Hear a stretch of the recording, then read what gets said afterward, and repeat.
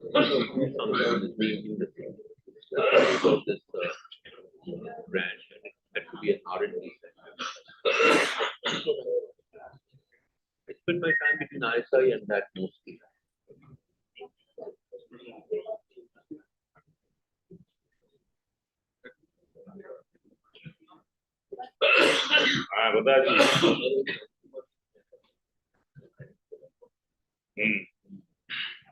बता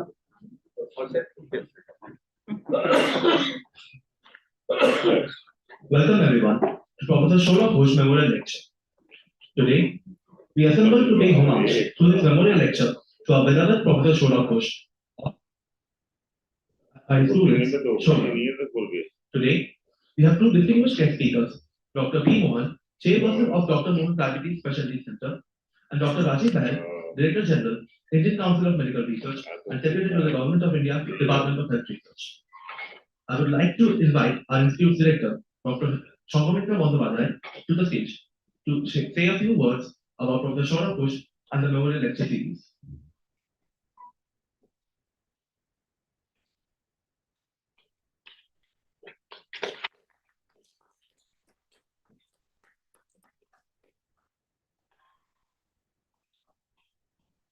A very good morning to all of you. Professor Saurabh Ghosh Memorial Lecture Series, and it's a real loss for us, a pain that we are organizing Saurabh's Memorial Lecture. And it was too early, too soon. He just become the Dean of Studies, something he really wanted to, and within a few weeks of that, he passed away suddenly. But that is how it is, and we have to move on. Life has to move on, and we celebrate today the life of Saurabh Ghosh, who was very, very dear to all of us, particularly to the students. So, and also I remember that whenever we had any gathering, the menu was always Saurabh's domain. He never interfered, and he had, for every occasion, he had his menu set. And also another very interesting, very important interest of his was the flights. Which aircraft will be on which flight, where should one sit, what are the multiple information he had about flights. So how to connect, what's the best connection. Somehow he had a great interest in that, and he was a very important advisor to all of us on those aspects. Anyhow, so here we are today, today morning. We are already a little delayed, so I will not take any more time. My gratitude to our two speakers, Dr. Bahal and Dr. Mohan, both very distinguished, and we are looking forward to their talk today. And my earnest gratitude again to Parthuda, Professor Parthu Mujumdar, for organizing these lectures. And I'm sure, just like me, many people will never be able to say no to Parthuda, and our speakers already mentioned that it's very difficult to say no to him. So because of him, we have two very distinguished speakers. And thanks to the students for organizing this. I think along with academics, organizing such events is always a learning experience, which holds one in good stead in later part of their lives. It will be an important learning experience for them. So welcome once again to the two speakers, and thanks to all the organizers of this lecture series. Thank you very much.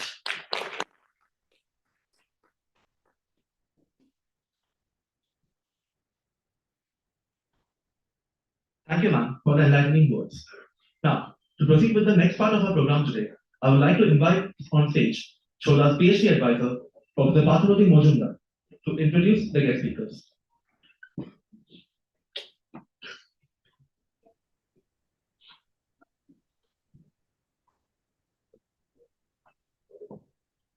Again, like the director has said, that we are extremely grateful to the two speakers this morning, Dr. B. Mohan and Dr. Rajiv Pahal. It's indeed a great honor for me to introduce them. So I will introduce Dr. Mohan first, who will give the first lecture on diabetes. Dr. Mohan is, of course, India's most prominent diabetologist, and of course, also very, very internationally renowned. Aside from his clinical practice, he's also a very well-known researcher in the field of diabetes. He is, as a matter of fact, the most cited medical researcher in India.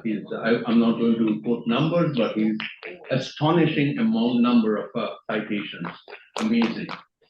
Dr. Mohan graduated in general medicine, did his MD in general medicine from the Madras Medical College, did a PhD from the University of Madras, and then DSc by thesis, not honoris causa. He's gotten many, but did a DSc by thesis from Tamil Nadu Dr. NGR Medical University. He's a fellow of the Royal College of Physicians of all of the various chiefs from the UK. He is a fellow of all of the science academies in India, fellow of the World Academy of Sciences, and so on and so forth. He's also been honored with Padma Shri for his contributions to the field of diabetes and endocrinology. He is currently he currently heads the Madras Diabetes Research Foundation and Dr. Mohan's Diabetes Research Center. The Madras Diabetes Research Foundation is Asia's largest standalone diabetes research center. So that's what he heads. And as a matter of fact, he made it Asia's largest diabetes research foundation. Dr. Mohan has, of course, published in world's most renowned journals, world's oldest medical journal, New England Journal of Medicine, which is the impact factor that touches the sky. Dr. Mohan has multiple papers there, Lancet Global Health. Name any medical journal, any basic research journal related to the field of diabetes and endocrinology. Dr. Mohan is there.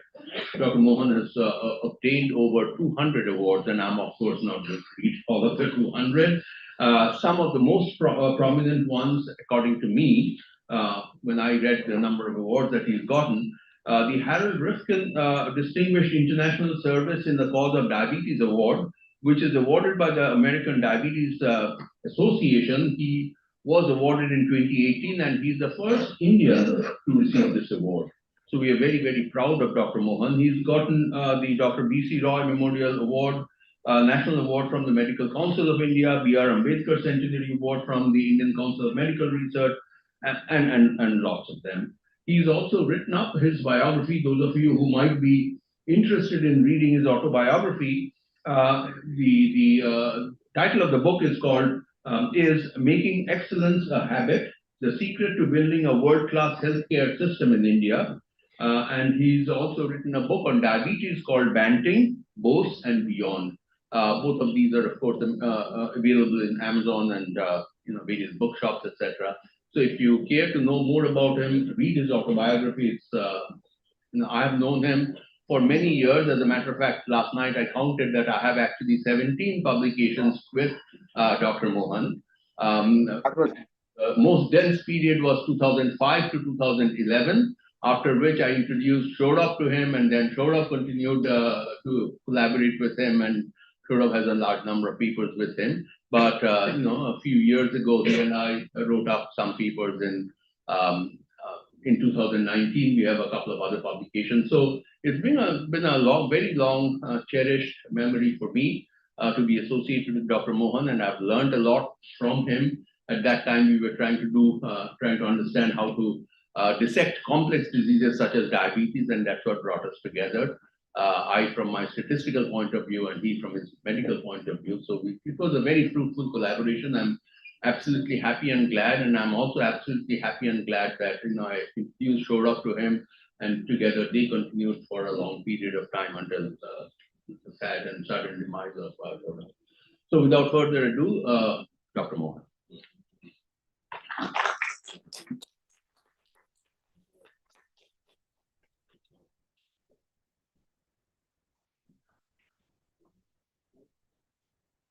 Thank you, Professor Mojumdar. Without your support, arranging this lecture would not have been possible. I would like to ask Purushottam or to welcome Dr. B. Mohan.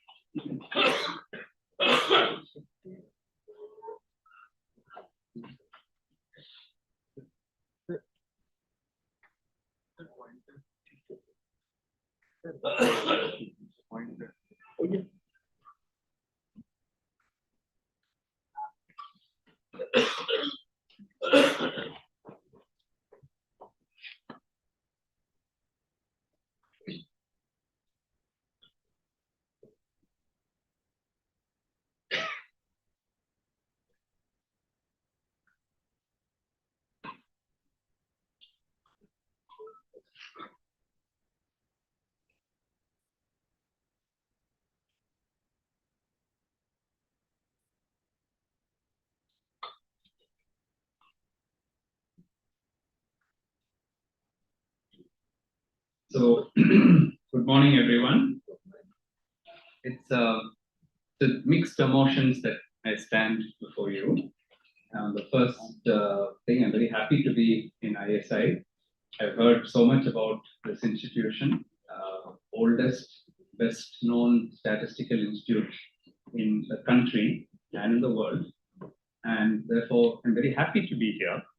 But to deliver a lecture, a memorial lecture in the name of a friend of yours and a collaborator of yours is not easy to do, because it's easy to talk about somebody who's one generation ahead of you, and then you can, talk about that. But Saurabh was a young man, and many people in my institute, Dr. Radha, for example, has worked very closely with him, our head of genomics, and she sends a very fond regards and remembrances and respects to Professor Saurabh Ghosh. Of course, I must thank Professor Partha Majumdar, because he is the one who introduced Saurabh to us. And he used to come, Professor Saurabh Ghosh used to come quite often to MDRF. He used to spend time there teaching our researchers, teaching our PhD students, and of course, actively involved in our statistical work on genomics. While we were okay with general statistics and epidemiological statistics, genomic statistical knowledge is something very different. And but for Professor Saurabh Ghosh, I don't think we would have. I don't think we would have gone that far. So I would like to pay my pranams, offer my pranams to Professor Saurabh Ghosh, and wherever he is, pray to him to continue to guide and inspire students. Many of you are his students, and we're very blessed to be his students.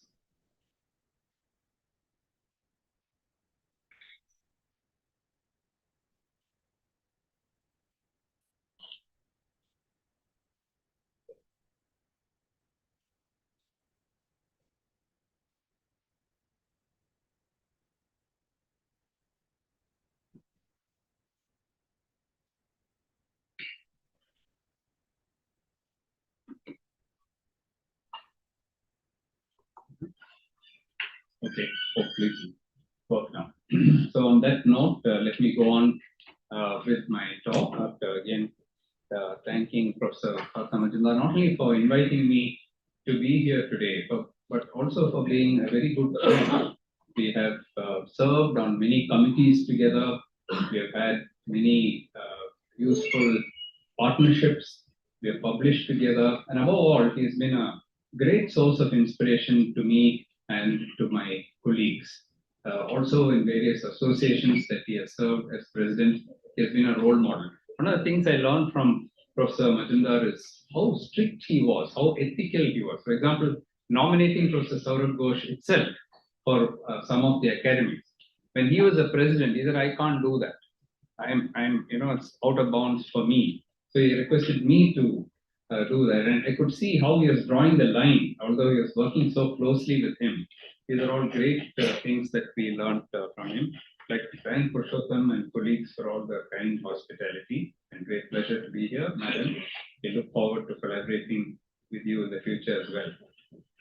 Normally, you acknowledge people at the end of a talk, but I'd be failing my duty if I didn't acknowledge them right in front, because but for this great team that I have at the Madras Diabetes Research Foundation, I don't think we'll be able to do any of the work. I keep telling my staff that every lecture, every honor, every oration or anything that I give anywhere in India or abroad, I'm only a postman. I go there, collect the award for you. It's you guys who do all the work. And we have multidisciplinary team. And after my late wife, who was very much involved in research, and she was heading, in fact, the research unit in Siriseri, which was given to her as a woman entrepreneur in the Women's Biotech Park. Later on, my daughter stepped in, Dr. Anjana, and she has, she has even greater vision than me. And so she did this very big in-depth study, which ICMR in-depth study, which talk about, but many other colleagues, and Dr. Radha also must be somewhere probably should come later as well. So what I'm going to talk about, Professor Majumdar said, talk something general which everybody will understand, not some complex genomic kind of stuff. So I'm going to talk about something which affects all of us. So the diabetes epidemic in India. And I remember when this paper was published on June 8th, right from DGICMR, everybody is calling and saying, what's happening? The big numbers in India, and the press were after us, and they were trying to actually corner us, saying that India is finished. In fact, there was a BBC reporter, I didn't tell DG about this, BBC reporter who called us, and there was a time there was some problem with BBC and India and so on. So this guy called and said, India is finished. So I said, nothing is finished in India. No, with 100 million people with diabetes, now you're finished. I said, see, you left long ago, your country. So you bother about your country, we'll bother about ours. If you have 100 million people with diabetes, you know how to look after them. So you look after your country, which is like a small state in my country, and then we look after. And then he shut up and he kept the phone down. So that's the epidemic. And if I just ask you all, how many of you in this audience, I'm not going to ask you whether you have diabetes, but you can raise if you have also, have at least a close relative or somebody whom you know has diabetes. Raise your hand. Not a single hand. So now you believe the statistics. Okay. So this is what happened over the years. See, I joined my father. I was very lucky to join my father at the age of 18. I had to because he had left the government Stanley Medical College, where he set up the first diabetic clinic in India in 1947. By 1971, he was leaving Stanley and he wanted to do something in the private sector. And I was his guinea pig because I was his eldest son. So he said, you take up medicine. And if you read my autobiography, you'll know I didn't want to be a doctor at all. I wanted to be a poet and a writer. But my father kind of forced me to come, and he said, my eldest son, you have to come and do medicine. So somewhere in 1971, I joined medicine. In 72, Professor Ahuja had already published the first ICMR multi-center study. But the big difference between ICMR multi-center study that Professor Ahuja did and ICMR INDIAB was that time ICMR multi-center study was 6 cities, selected cities in India, and 1 village near each of those cities.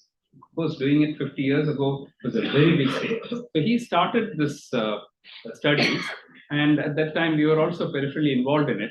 But over a period of time, you can see that the prevalence of diabetes kept growing from 2%, 11, 5, 10, 12, 20, reached even 25% in Delhi and Chennai in the CAR study, which we do with Dr. Nikhil Tandon at AIMS. And it's much higher now, probably in the cities. But the problem with all these studies is that it's not representative of a whole state or of the country. They're patchy. Here and there, we select one Ernakulam, something else, coastal Karnataka, one Chennai, one Delhi. So it's my daughter who actually came to me. That was when Dr. Ganguly was there. And she came to me and said, all these studies are useless. We have to do an all India study. I said, you're crazy. She was doing her MBBS at that time. I said, you're crazy. What are you talking about? She said, no, I want to do it. I want to do it. So I said, you finish your MBBS first. Then she came back. No, I finished. Now I want to do the study. I said, no, you finish your MD first. Then she finished her MD. Then she came, now I want to do the study. So one day I told Professor Ganguly, this girl, I can't keep her quiet. She wants to do this big India study. She's crazy, absolutely crazy. He said, no, it's a great idea. Come, we'll fund it. ICMR will fund it. So that is how the INDIAB study was started almost 15 years ago. Totally representative of the whole country, 124,000 people. Of course, Kashmir and Jammu and Kashmir got left out and it's being done now. Andamans and others are being done now. So we ended up slightly short of 124,000, 113,000. So this is the paper I was telling you about. On June 7th, it got published, June 8th, India time. And this is the first complete study of the whole country. Every state in the country, representative sample, not just diabetes, but all the metabolic, non-communicable health diseases of the country. And here are the numbers which came out from the study. Diabetes is 101 million people. Pre-diabetes, 136 million people. If you just, and that's not bad enough, we have 315 million people with hypertension, 351 million people with obesity. That's more than the population of the whole of the United States. Just the number of abdominally obese people in India is more than the whole of US. Okay. If you add diabetes and pre-diabetes, 237 million people, there are only 3 or 4 countries in the world which have more than 235 million people. So it is really a huge problem and something which we should do something about. And that's what this whole talk is about. Now the question is, we saw that rise from 2% to 25%. Is it due to genetic factors or is it due to environmental factors? It's very easy to say, oh, it's all due to genetic factors. We are prone to get diabetes. Of course, we are more prone to get diabetes. But what you should also remember from that slide I showed you was that Professor Ahuja did the study in 1972 to 2% and now to 25%. Our genes didn't suddenly change in 50 years. All our genes didn't undergo gene editing or something to get diabetes. The genes still remain the same. Of course, there could be epigenetic changes due to environment, but it's largely the environment which changed. In 1991, India was totally bankrupt until it opened its doors and foreign investment started coming in, and suddenly India took off. And then that is the price that we paid. The affluence that we developed led to obesity and to diabetes. Today, India has more food we can actually export to many countries. Whereas 1960s, I remember PL 480 scheme, ships had to come bringing wheat from United States. And I remember those headlines in 1960s. India has now food for 2 weeks until the next ship comes. So from ship to ship we were living. That had to come from US. And then of course, C. Subramaniam and MS Swaminathan and all that story I won't go into. But what happened in the process was that our life completely changed. From simple living like this, where people carried weights, did manual labor. Today, the only thing they carry on their head is a cell phone, nothing else. And then from the type of physical activity that we had as children, today it's all computer games. Who goes to fields to play anymore? They say it's not safe, you can't do it. So the whole thing has changed. Now, the frugal meals that we used to have, the south or north or something, it was always frugal. We just had enough food. We're not overeating all the time. We had a lot of physical activity at the time. That is replaced by all the high-calorie junk foods, high in starch, carbohydrate, fat, and salt. So these led to, especially the excess carbs is what I'm going to talk about because it's very important. A lot of data which led to increased glycemic load. This is definitely one of the factors which led to diabetes. Along with that, physical activity went down because now everybody can afford a scooter or a car. Even the rural person now sits on a tractor and then goes to work, doesn't, till the soil and plow the field and all that now anymore. No more manual work. Then, of course, there are other things coming in. Urbanization. You see the air pollution story, which also got published recently. An independent cause of endocrine receptor disruption coming in. I'm not going to go into that. These two we'll talk about a little bit more. Now let's talk about the excess carb. Where is the data for this? That by taking excess carbs, you get diabetes. This is one of the first papers, the British Journal of Nutrition paper, I think 2000 or something, 2000, early 2000s, 2000 actually, where for the first time we showed a cross-sectional correlation, association between carb intake, high carb intake, predominantly rice in South India, and diabetes. So that's shown here. If you look at the quartiles of the glycemic load, now this is the lowest carb intake in Chennai. This is Chennai-based study, representative sample of Chennai. The lowest amount of carbs eaten in Chennai, I'm sure it's the same in Calcutta as well as, if not more here, and Delhi, is about 200 grams. Now that much carbs a Westerner doesn't even eat. Okay, that's the lowest in our lowest quartile. Now if you go from there to the fourth quartile, which is 400 grams, that means just 200 grams more of rice increases the diabetes prevalence fourfold, not just slightly. If the prevalence is 6% here, it's 24% there. Okay. Now you may say, no, that's due to obesity, due to physical inactivity, it's not due to this. You see at the bottom, it's corrected for everything, for age, family history, for obesity, everything is income, everything is corrected. And still we find this correlation. This is the first hint that we got. Then what we did was we said, okay, if this is true, then the reverse also must be true. If you take more fiber, then it should go down. So we looked at it in a little more detail. Now that's with carbohydrate. You can see the increase in the odds ratio. This is glycemic index. This is glycemic load. And then, not surprisingly, the more fiber you take, it's going down. So it's very good association, very strong association. But then a cross-section study is a cross-section study. You can't correct for everything. There are so many confounders in a cross-section study. If you really want to prove it, you need a longitudinal study. So what does it mean? You follow a population which didn't have diabetes, take all their dietary data in the beginning, then next 15 years you follow the same population, same people, and then see who develops diabetes, and then you see whether the same thing holds true. That's what we did with the PURE study. Now, the PURE study, which Dr. Salim Yusuf started in India with 5 centers, is now in 27 countries. It has over 220,000 people in it, in 27 countries, and it's been now followed for 15 years. It's one of the world's largest epidemiological studies ever done. And we, of course, from India, we are part of this. And so the diabetes part of that we take care of. So one of the questions we asked there is, if you take white rice and look at incident diabetes, is there a correlation? That means they didn't have diabetes earlier. Now we have followed them up. And you can see the result. Now, South Asia, in PURE, obviously has the highest amount of rice intake. Now, this is cooked rice. 600 grams per day of cooked rice is what is eaten in South Asia, because we have also data from Bangladesh, Pakistan, and India in this study. The rest of the places, the rice intake is not so high.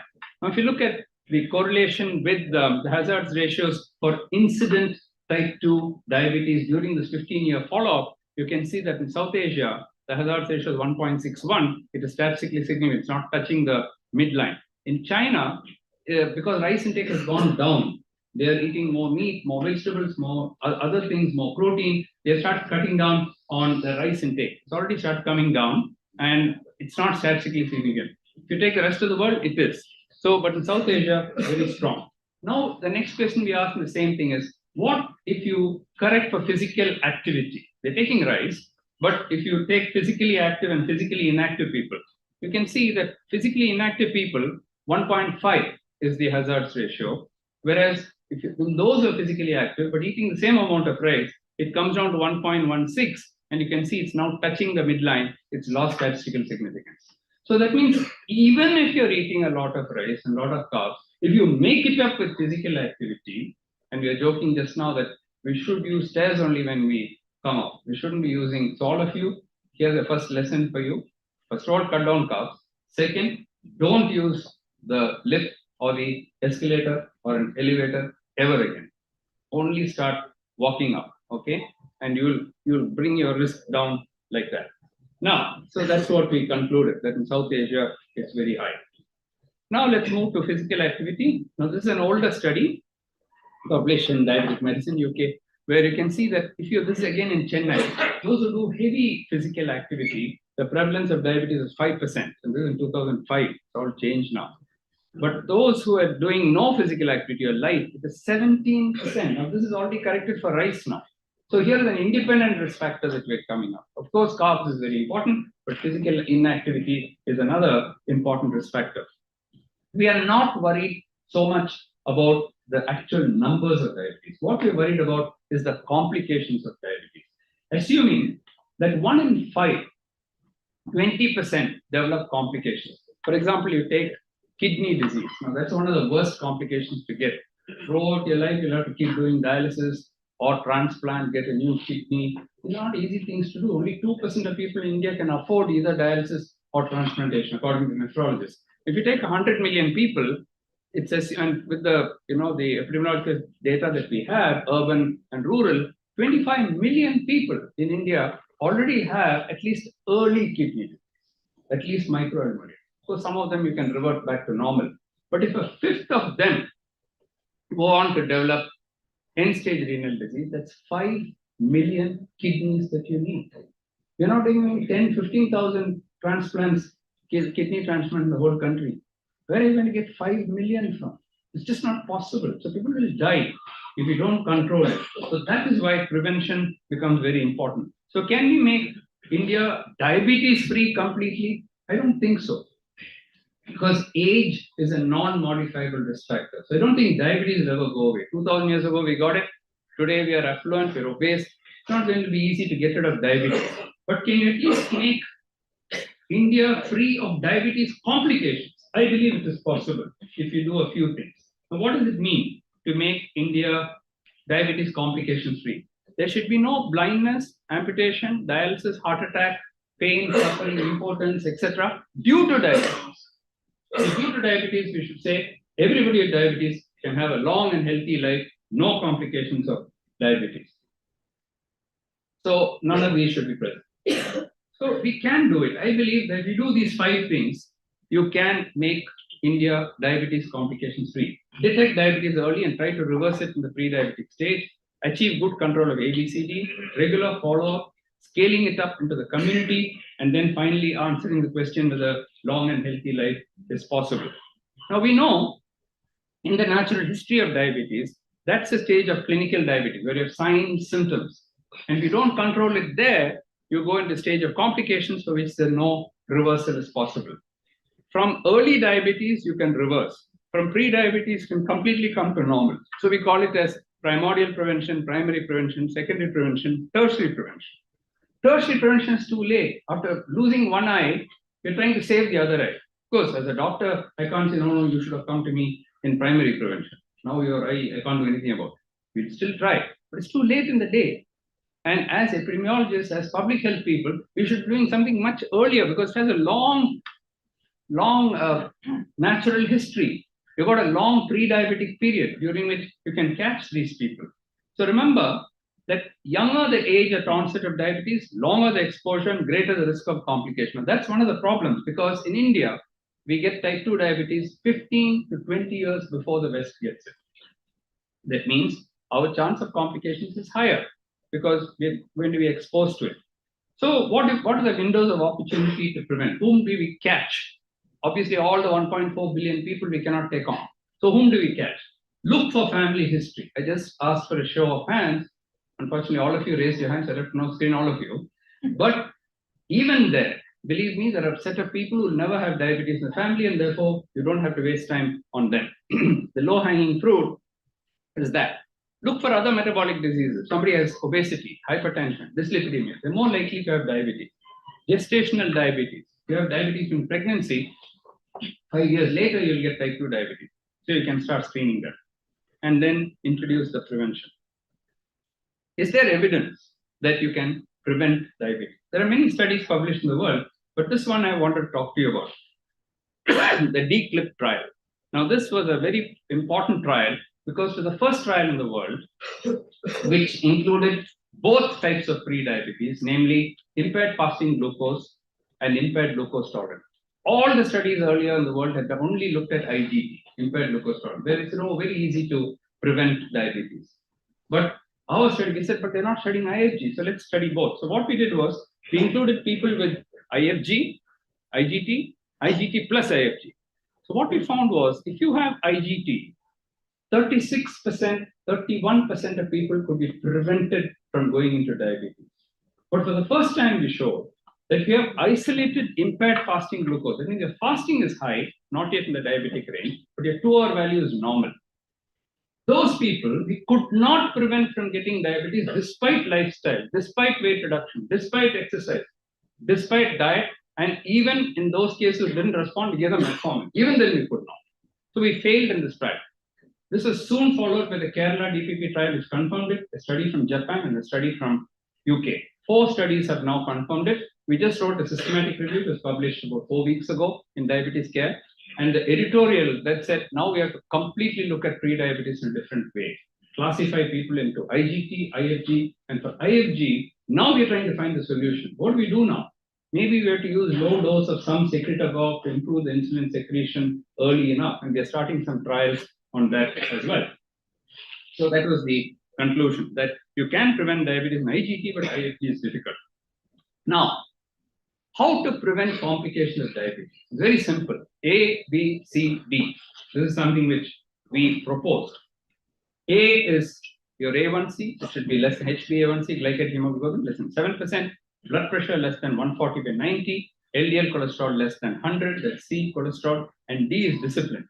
Diet, exercise, no smoking, physical activity, and so on. Now, A, B, C itself, if you take, they are measurable. Okay, D is a lot more complicated. At least A, B, C. Are we following this in India? That is a question that we wanted to ask. Sounds very easy, but are we meeting these goals? So again, we went back to India.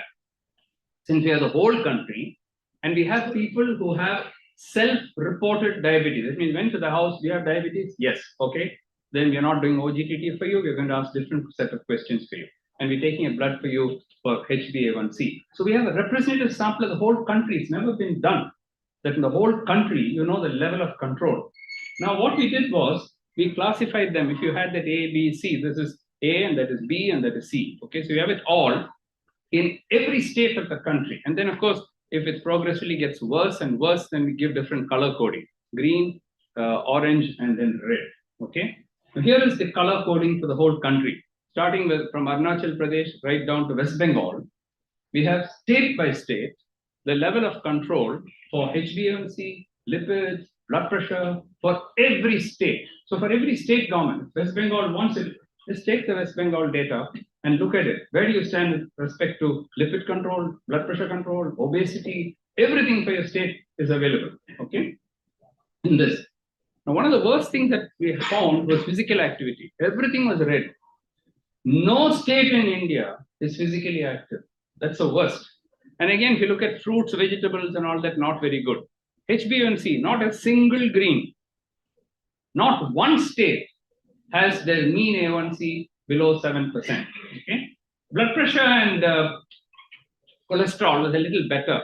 Only 30% of people had their A1c under 7%. Now, these are people who already knew that they had diabetes. They're going to a doctor, they're taking treatment, and still they're not achieved the control. Blood pressure a little better, lipids a little better. So what we said was that, and if you put all the three together, A, B, and C, that means A1c below 7, blood pressure under control, LDL below 100. Only 7% of people in India have got all the three under control. 93% of diabetic people in India do not have all the three under control. How are you going to prevent complications of diabetes? The other thing is regularity of follow-up. This leads to regularity of follow-up. So when we ask people to come back, especially in a private center, if we call people and say, hey, you better come back, we haven't seen you for a year, come back. They think we're calling them to make money. Okay, so what after patient numbers gone down, you're calling us. And like, no, we're calling you because we want your sugar to be under control. Because we know that your A1c is not under control, you'll have problem. That's why we're calling you. Okay. Now, is there proof for that? That also we have proof. So regularity of follow-up. So what we did was over a 9-year period, we took people within the clinic, those who came 3-4 times, and those who did not come. And we divided them, regulars and irregulars. And here are the data. Here are the irregulars. All the A1Cs are in the 8. Here are the regulars, mostly around 7. And this is the what we call as the glycemic burden we calculate from the A1C over a period of time. much higher glycemic burden. At the beginning of those 9 years, none of them had any complications.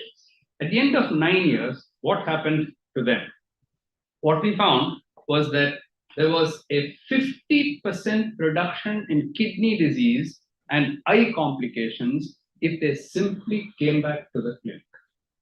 Okay, very simple thing. So, the moral of the story is please keep seeing the diabetic people with diabetes, even if they are under control, because otherwise they'll slip out of control.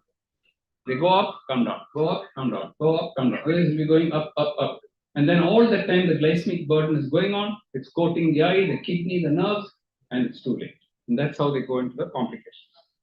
Okay, how do we scale this up? One thing is doing it in a clinic. How do we scale this up into the community? I'll show you 2 examples of what we did. This is the first epidemiological study that we did, small one. From cups we went to cures, from cures we went to cure, from cure we went to INDAP. That's our journey. But this is cups. So cups, what we did was the first time we stepped out of our clinic and said, let's go into the community and see what they're doing. So we took a middle income group, we took a low income group, separated just by 5 miles. And the question that we asked was, within a city itself, are there differences in diabetes prevalence? That has not been studied. Urban, rural people have studied. Intra-urban, nobody had studied. What we found, not surprisingly, was that the middle income group, if you observe the previous picture, you'll find there's some cars there. Here people are, one scooter I can see, but otherwise everybody is walking. So obviously you'll expect this is a more affluent place, you'll get more diabetes. And that is no big surprise, although it was new at that time, so we published it. And so we said in a middle income group, there is more diabetes. We didn't even expect 6%. These are auto rickshaw drivers and poor, very, very poor people living in the slums. They're already 6%. So my father had already taught me, when you do research, always give it back into the community. Don't just publish a paper and be happy with it. What did you learn from them? And why did they participate?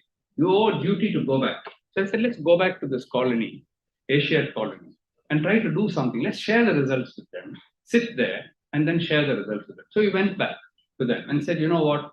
Now we are at 12%. But our projection is in this colony, it will become 20%, 25% in the future, unless you do something about it. Then what should we do? Oh, you start walking. That's the first thing. Oh, we can't walk. Why? Dog will bite us. Okay. Smoke will kill us. Truck will hit us. So actually our life expectancy will go down if you start walking. So we said, find a safe place to walk. No? Oh, there's no safe place. While they were talking, we found this colony. Okay. Asiad colony. So this was where they lived, and just next to that was an empty plot of land. So we said, what are you doing there? No, there the next block will come up. We said, don't build another block, build a park. So they went to the government and asked them, build a park for it. The government said, we don't have money. I said, hang the government. You build the park. Oh, we will collect donations. It's a nice cause. So all of them put their money together and built this park. This is the first time that I know of in India that the public built their own park, okay? And this became a big success story. WHO was writing about it again and again and again, saying that here is an example in India where the public owned it. Now, because it was so beautifully done, see, place for children to play. They didn't have place to play. Now, this became a natural experiment where people are taking ownership. Now, not only that, to finish that story, this led to another park in another part of Chennai and a third one. By the time the government woke up, and they said, this is a good election thing. The election is coming. They said, you build 3, we'll build 200. So they built 200 parks in Chennai. So out of this one Asiad colony, we got 200 parks in Chennai. Okay. So a success story gets repeated for different reasons, of course, but as long as it helps people, it doesn't matter. Okay. And this is written about in WHO, written in everywhere you search, you'll find this Asiad colony success story, it's called. Okay. So that became a big success story. We didn't stop with that. We kept measuring. For 10 years, we went back to them. So we said, okay, this is the number of people who walked before the park was built.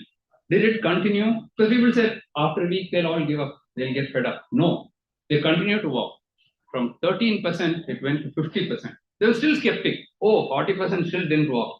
There are old people there. There are people with knee problem, people with vision problem. You can't get 100% success with anything. If you get from 13% to 50%, it's a huge public health success, believe me. So that's what happened. But we didn't stop there also. We said, okay, by that time, as predicted, the diabetes prevalence was increasing in Chennai and it reached somewhere there.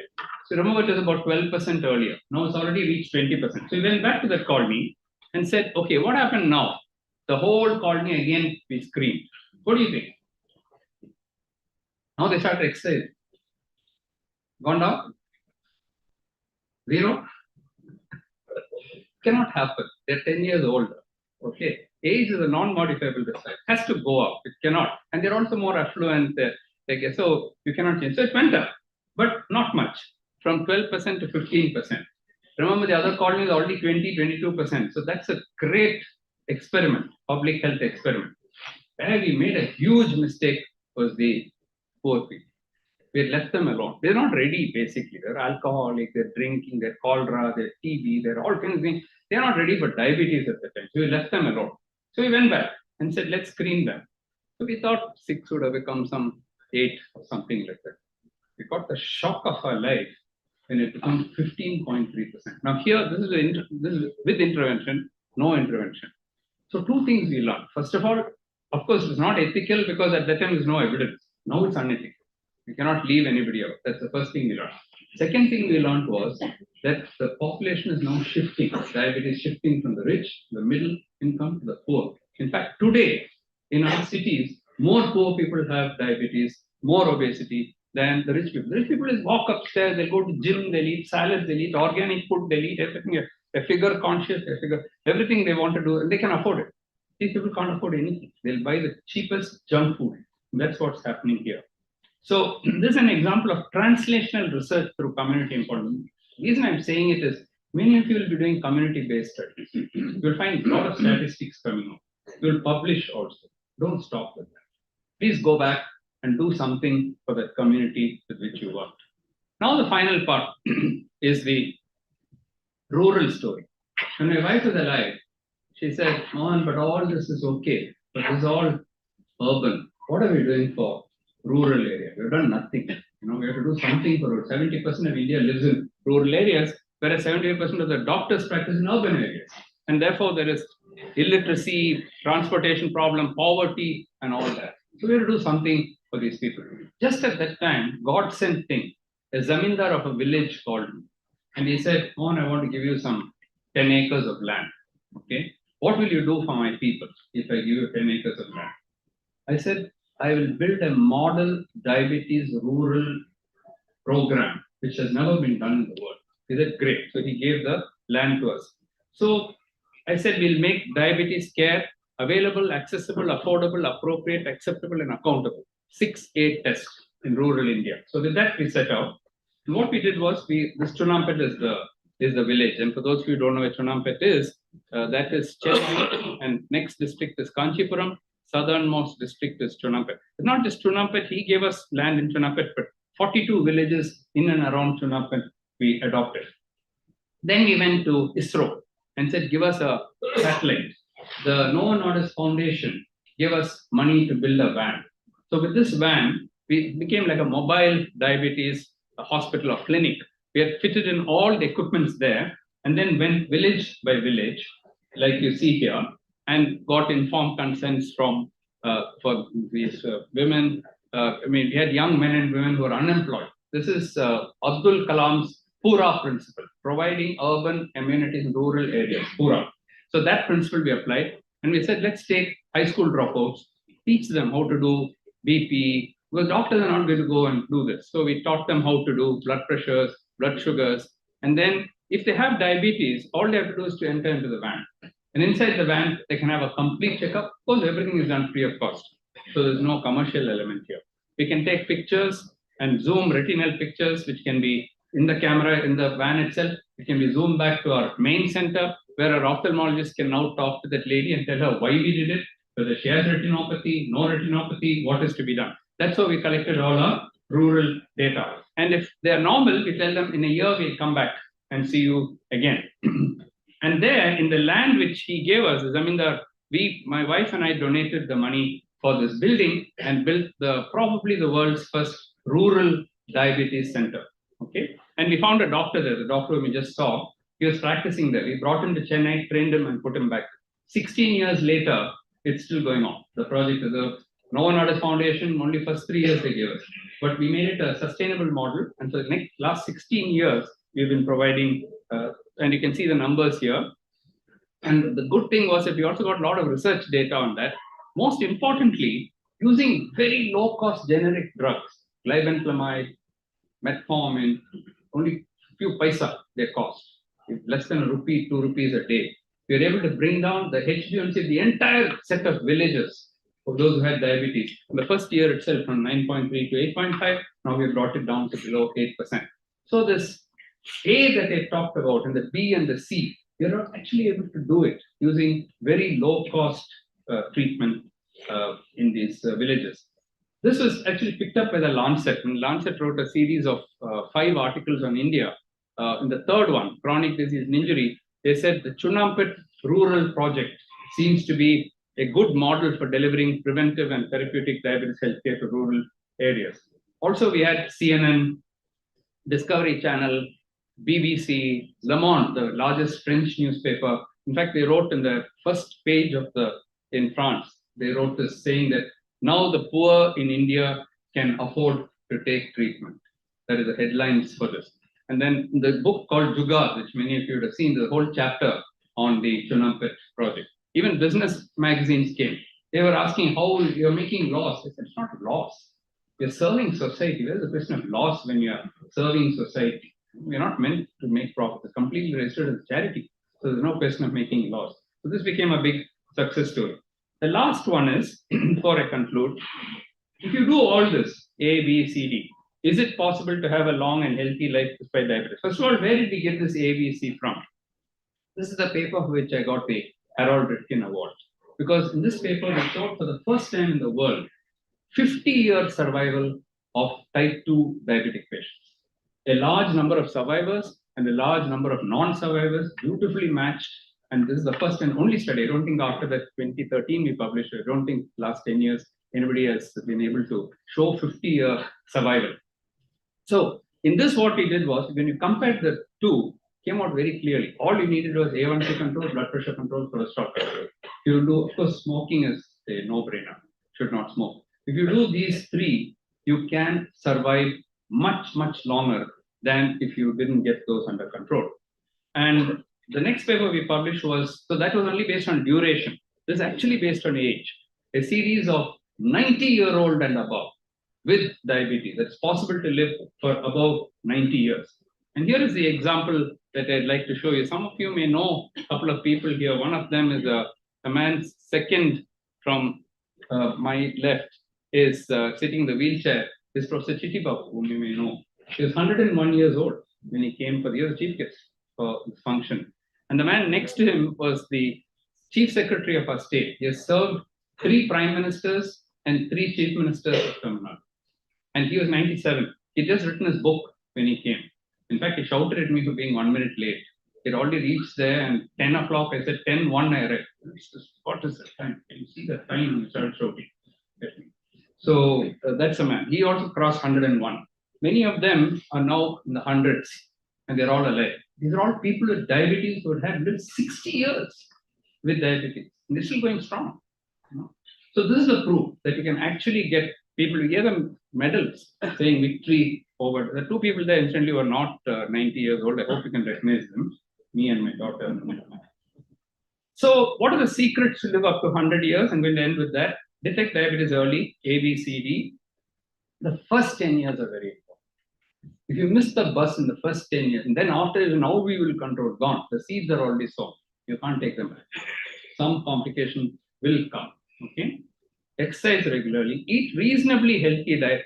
The press was pounding these guys and other elderly people and asking them, what did you do? Have you ever eaten a sweet in your life? I'm asking this in Bengal, where all the Bengali sweets come from. Okay, this guy said, it's not that we are saints or anything, but we walk 30 minutes every day. Reasonably healthy, some salad and all we've been eating. They're all normal people. They're not marathon runners or mountain climbers. They're not ordinary people who have lived up to 100 years of life. Okay. But most important, you have to come regularly for follow-up. If you don't come regularly for follow-up, you cannot get those parameters under control. If one follows all these tips, even people with diabetes can hope to live up to 100 years. When I first joined my father, on the first day actually, he made this statement. I was 18 years old, very skeptical, very angry with him because he made me leave literature and come to medicine. And that time he told me, a well-disciplined and controlled person with diabetes is often better and healthier than one without diabetes. I told him, keep all this for your platform. Okay? This is not true. People with diabetes is a disease. People will suffer. So don't say all this to me. I told him. Now I know you're right. I'd like to say that yes, making diabetes complication, India diabetes complication free is a reality. It's not a hype, but we all have to work together. And I can't come to Calcutta and not talk about J.C. Bose, who said that when one dedicates himself, and to be gender correct, herself also, wholly for a great object or cause, the closed doors shall open, he said. He didn't say it may open, shall open, and the seemingly impossible will become possible for him. And that's what I have learned all my life. JM. Thank you.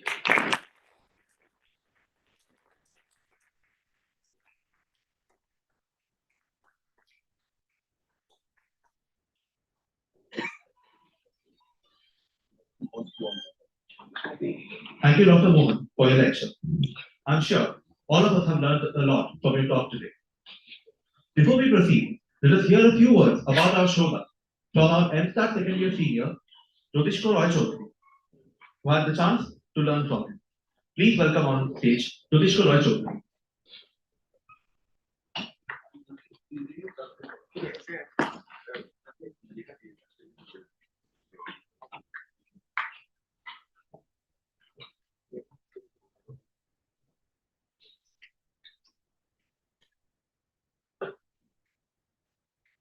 In the meantime, we visited Dr. V. Mohan with the integration memento.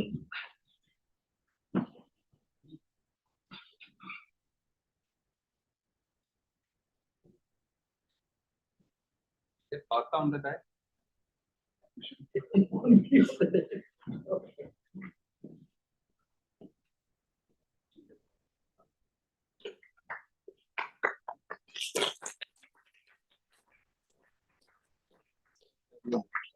Thank you.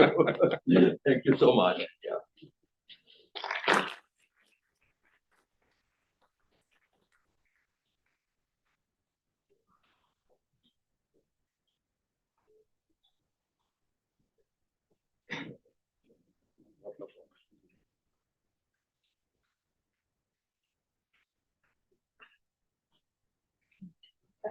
Please welcome on stage Jyotishko Roy Chaudhary.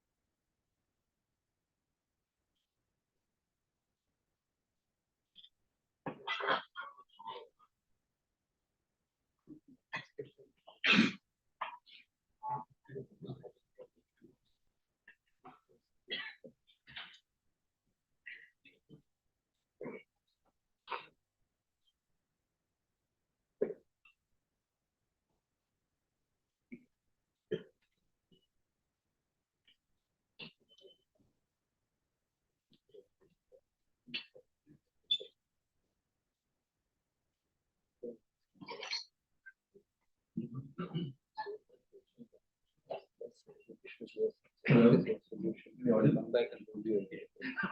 The Organizing Committee of Graduation 2024 would like to extend a warm welcome to all the guests, faculty, and students who are coming today. Who was Saurabh? Professor Saurabh Ghosh, or Saurabh, as he was called by his students, had A little louder, into the mic, keep the mic nearby. Mic near your mouth. Professor Saurabh Ghosh, or Shuda, as he was called by his students, had a nearly 3-decade-long relationship with the institute. Joining his Bachelor of Statistics in 1990, he went on to do a master's and then a PhD from ISO. After a 2-year gap during which he was a postdoctoral fellow at the Washington University at St. Louis School of Medicine, joining as assistant professor in 2003 in the Atlas of Spain. Thereafter, he shifted to the Human Genetics Unit of its foundation. Becoming full professor in 2013, he was the head of the Biological Sciences Division and had 2 terms as the head of Human Genetics Unit. Saurabh was an expert of international renown in the field of statistical genetics and genetic epidemiology. His recent interests included linkage and association research for complex human disorders and genetic analysis of multifunctional traits and multivariation effects. A prolific researcher, he had over 100 published articles and collaborated with scientists from all around the world. He was a member of the International Genetic Epidemiology Society and Indian Society of Biological Statistics. Apart from ISI, he was also associated with several institutes like the Academy of Science and Innovation, Naziabad, and the Regional Center for Biology. The Indian Science Congress Association conferred on him the Young Scientist Award in 1998. He was a member of the Indian Academy of Sciences, Bangalore, and was awarded the Suraj Kalijan Award for the Society of Medical Science in 2008. He also received the Paulson Memorial Prize from ISI Kolkata in 2004. Shuda also had a long association with the Dean's Office in ISI, serving as the Associate Dean for many years, eventually becoming the Dean in 2022. For a tragically short period of 14 days before his sudden and untimely departure. As an able administrator, he made his presence felt and his valuable inputs with respect to day-to-day affairs of the institute. He was also a gifted teacher whose classes were anything but boring and would often go to the extra mile to make complex issues perfectly understandable. While his question papers were at times admittedly very hard, by sharp wit and clever twists on familiar ideas. His insight into the students' level of understanding provided him with the close knowledge of where the gaps in such understanding lay, enabling him to clear many misconceptions and helping him build a strong, infallible statistical intuition in the students. Anyone who knew Shuda personally would deem a rather inadequate description of the man he was. What was unique about him, what made him an unforgettable person to us all, is hard to summarize in so few words. If you were talking to him, the first thing about Shuda that would strike you would be his quick wit and disarming sense of humor that would make you laugh at first and then make you think. His witticism have become a more at ISI and beyond. There is a sense of distance that exists between students and teachers at any institute of higher learning. Shuda used his gift with humor to great effect to cross this invisible barrier and become a friend, philosopher, and guide. Students would feel comfortable sharing the details of their troubles and tribulations, and he would take a genuine interest in their holistic growth and well-being. Those in need could, in his own words, call me at 2 a.m. for all I care, but then in his characteristic way he would add that 2 a.m. is perhaps too late, my family might have some questions. These are but a few of the qualities that endeared him and earned him a place right in the heart of the students. Many alumnus visiting ISI who had the privilege of learning from him when it a point to stop by his office for a friendly chat of at least an hour or two. So this love and dedication to ISI was indisputable and exemplary. He spent most of his adult years at the institute and at various times as a student, a research scholar, a teacher, and an able administrator, and eventually at the board. This acquainted him with nearly all facets of life at ISI and made him keenly aware of the problems and prospective partners. His years at ISI had made it an integral part of his life. His qualities led him in turn an integral part of ISI experience. This is why at ISI and all over the world where ISI alumni are scattered, those of us who knew him keenly felt the loss of his untimely demise a little over a year ago. That is why we came together to celebrate his immense legacy through the creation of this interdisciplinary lecture series. In our second year, we are honored to have been graced by Dr. P. Mohan, Chairperson of Madras Diabetes Research Foundation, and Dr. Rajiv Gal, Director General, Indian Council of Medical Research, and Secretary to the Government of India, Department of Health. On the last day we saw him, he was one officer who was heard wondering aloud, how can students ever forget their teacher? How will it? His lecture series is a humble attempt to immortalize shoulder in the annals of the Indian Statistical Institute by the students we saw. We are confident that the exposition will expand horizons and perspectives of them. Finally, we hope that, in keeping with show the spirit of open-minded curiosity, this series will inspire, educate, and inform. Thank you.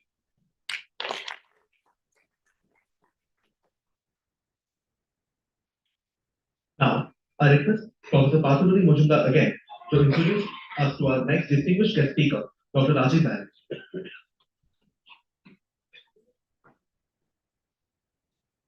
On behalf of the students, on behalf of the Institute, I would like to express our deepest gratitude to Dr. Rajiv Bahel for sparing his valuable time to come to the Indian Statistical Institute and deliver the Saurabh Ghosh Memorial Lecture. It's really an honor for us, and we are very, very privileged to have a very busy person such as Dr. Rajiv Bahel to come and deliver this talk. Dr. Bahel is an MBBS and a PhD. He graduated he did his MBBS from the University of Delhi and did a PhD from the All India Institute of Medical Sciences.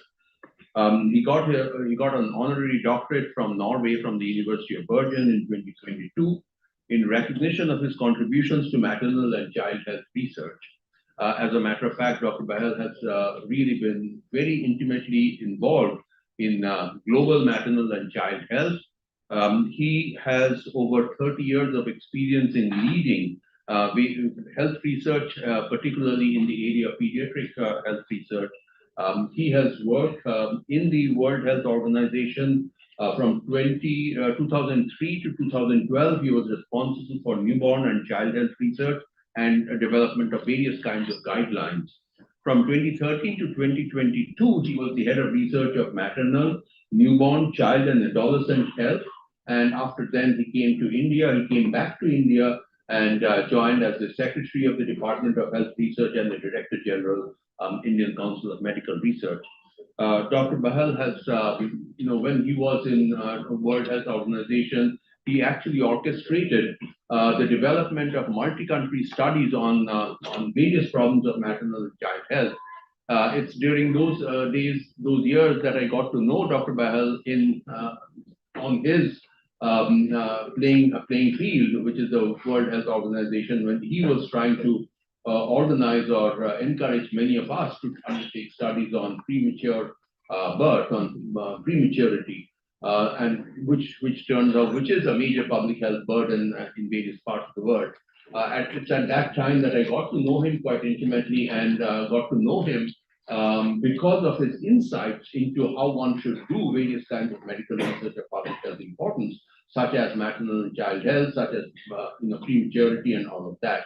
So he's come back to India. He is heading one of the largest or the largest medical science agency in India. And for those of us who have spent a lifetime of research doing various kinds of activities connected with human health and disease, we know that he's already, in the last couple of years, he's already made a change, a huge change to this agency in terms of his association with this agency, the way he interacts with people who are looking for various kinds of guidance from the agency.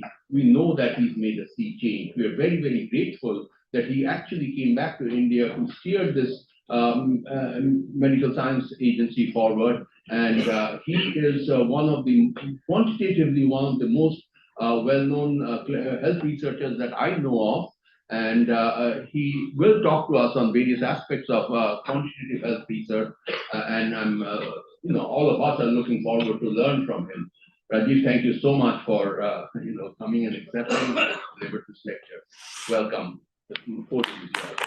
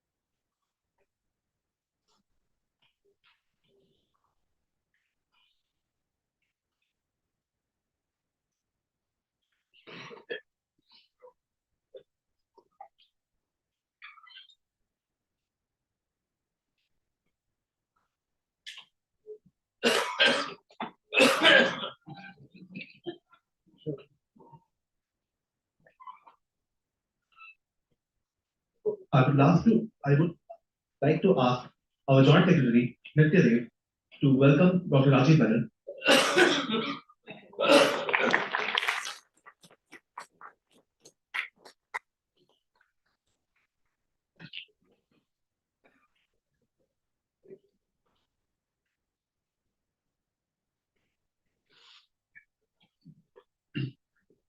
Good afternoon, everybody. I hope you can hear me well. Can I come close? Yeah. So first of all, I would like to thank the Indian Statistical Institute, Dr. Partha, for that great introduction and for inviting me. And as Dr. Mohan was saying, he's a very hard person to say no to. Also the director of the institute, Dr. Mohan, all the colleagues, my colleagues from NICER are also here, and students, researchers. It's a great pleasure to be here. At the same time, it's said to see such a wonderful person as Dr. Saurabh, Ghosh, to give a lecture as a part of the memorial series is that mixed feeling of celebrating somebody who was a wonderful person. And unfortunately, I never worked with him, but just hearing everybody talk about him tells me what he was able to leave behind in the short life that he led so beautifully.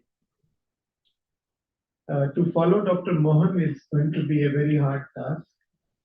He made a beautiful presentation of your life's work around diabetes and how you helped solve, taken a problem by its horns and then tried to understand it, tried to conduct not only understanding the problem, but also trying to be part of the solution to the problem. One of the problems of being the head of ICMR is that when you have a job like this, you have to really think what to do. And one thing that I have decided not to do is to do lectures and go to convocations and be chief guest, or inaugurations, because if you do that, you can do that all the time. And yet I am here. So that is an important issue. But still, it's even harder to really think about a presentation before you get on the plane and start saying what am I going to talk about. So what I'll share with you are some methodological aspects of intervention studies. But before I go there, I want to share with you something about the research that was happening and is happening, and what are people's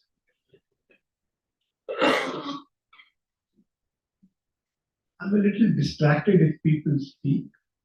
If you can keep quiet, or if you want to talk, it's okay. If you want to leave, thank you very much. So one of the important issues about research in India is that when I left India early 2000 to 2003, if I would have asked a person on the street what is ICMR, they probably would have no clue, except the researchers.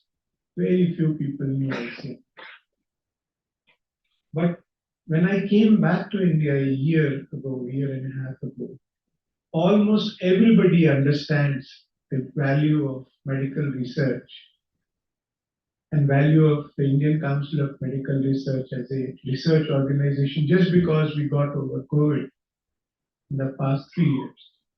And the pandemic taught us, from the Prime Minister of India to the person on the street, the importance that research is extremely important, and there is no wealth without health. There is no health without knowing, understanding a disease. People, I often say this, people who were the best possible pulmonologists and medical specialists had no clue what they were dealing with. They had to read a paper from China to understand that what the disease was. We had to read, we had to find the virus. We had to know what it causes, what was the pathogenesis, what was the pathology, how could it be prevented, how to create a vaccine, how to even whether we should wear a mask or not wear a mask. Is this droplet infection only, or is this going to be aerosolized infection? So the value of research became, anybody who wants to see this became completely different to a person, an ordinary person who is not a researcher or who is not even a medical or health specialist. I have never seen in my life people on dinner tables or virtual dinner tables during COVID talking about when is the phase 2A study data going to come and what did it show. This was the power of the fact that we were survival of where we once thought we don't even know where it is going in 2020 and 2021. It was so much dependent on research.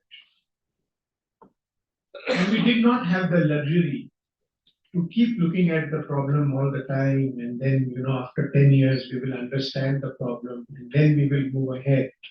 We had to describe the problem, understand what COVID was, prevent it and treat it so that we could go back to our lives again.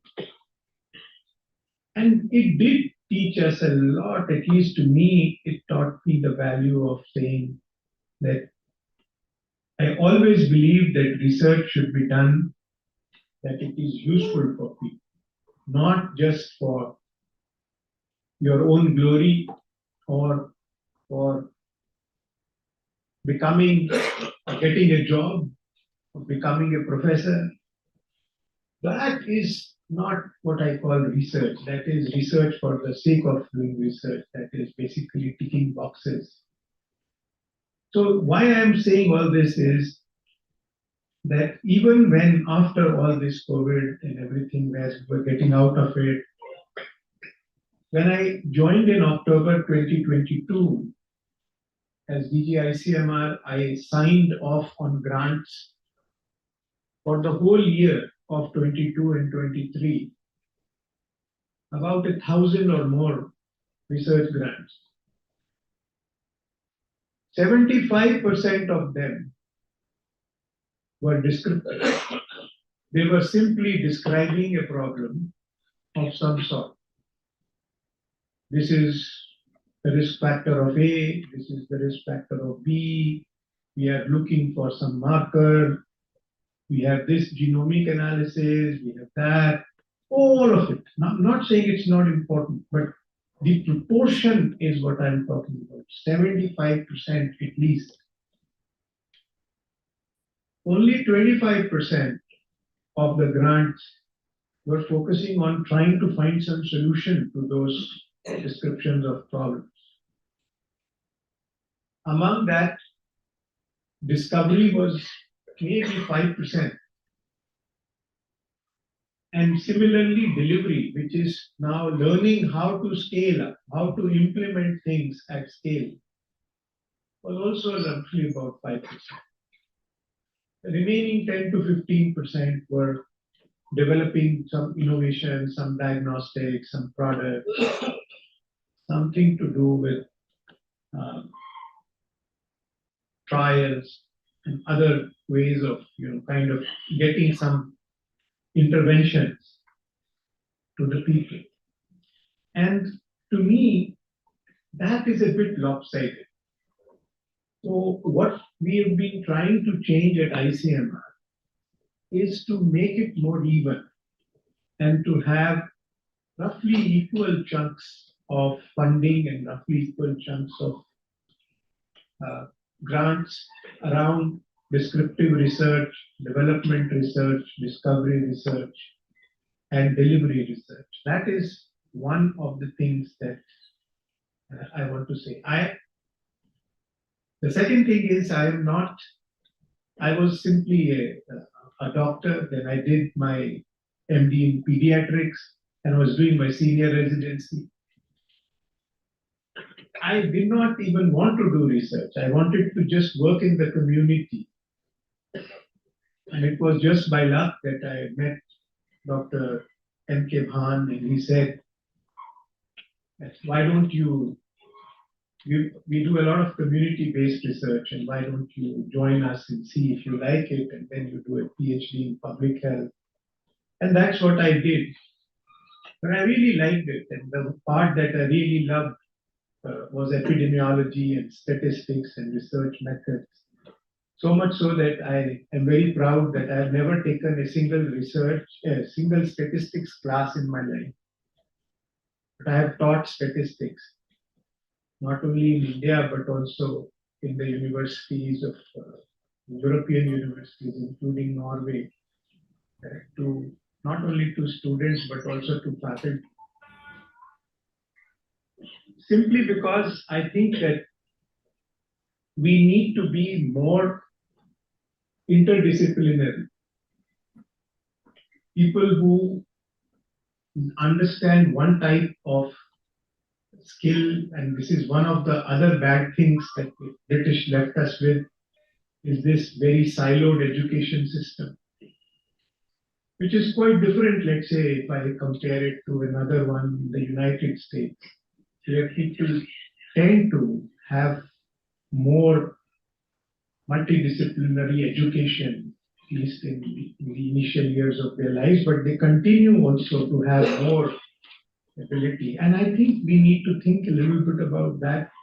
Some of the best researchers in epidemiologists I have seen are statisticians.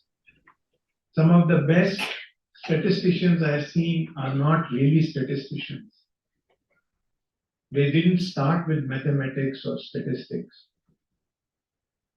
And unfortunately, we don't think so much about it, but I would rather have people go beyond their comfort zone and think about, because when you are, let's say, biostatisticians, I can only find a few in the country who understand the biology and then go after the understanding. Partha Mazumdar is one of them. So it is very important to do that, and for that I'll just share with you 2 or 3 examples of the trials, or the kind of, why I'm focusing on trials is because I believe that developing interventions is an important part of research. Dr. Partha said, say something more quantitative. So I said, okay, I'll talk about 2 or 3 examples. So I'll talk about design issues in a couple of studies that, how does this move? Can somebody, the arrow, where are they? Okay. This one. No?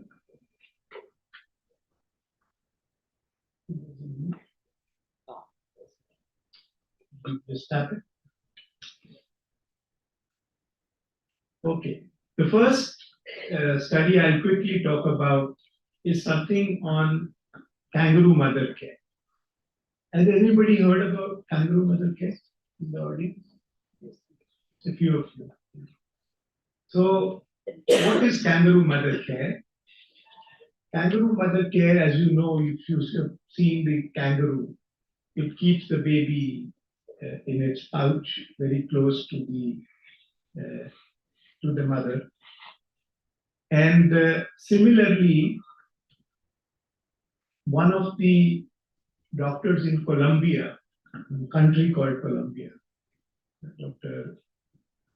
Ray, he was trying to see preterm babies are often cared for in incubators because they cannot maintain their temperature, etc. and they were very short of resources. So he put the babies, he thought, oh, but the mother's temperature is 37 degrees centigrade, and I put my incubator at 37 degrees centigrade. Why can't I use the mother as a incubator? Maybe she will be as good as the incubator. So what they did was, they put the babies on the mother's chest, skin to skin, and then covered both the mother and the baby, and named it kangaroo mother care. So like the mother is holding the baby like a kangaroo does. The interesting thing was that he was, although a clinician, they did it as a research study. They actually followed up the children who were going to get this kind of care versus those where incubators were available. And they were trying to show that maybe doing this is not so bad, maybe as good as the incubator. So what they found was, to their surprise, that these babies survived more than the ones on who were on within the incubators. So the survival was actually better, and that has been known for 30 years now. And it was seemingly surprising to them, but it is actually, to tell you the truth, if you just think about it, every mammal, when the baby is born, the mother brings the baby very close, skin to skin, feeds the baby. And that is what mammals do. That is what is normal. That is what is natural. So why would it be any different for a preterm or a small baby? Why is it useful? Many reasons. I mean, one of them was they were able to maintain even better temperature than they would in a incubator. But even more than that, more important than that, there were much less infections in these babies. They also probably had a much better microbiome. Rather than getting infected from or colonized by bacteria all around, they had access to breastfeeding. So breast milk was available, the baby could be breastfed. This even at a preterm baby would require breast milk much more than anybody else.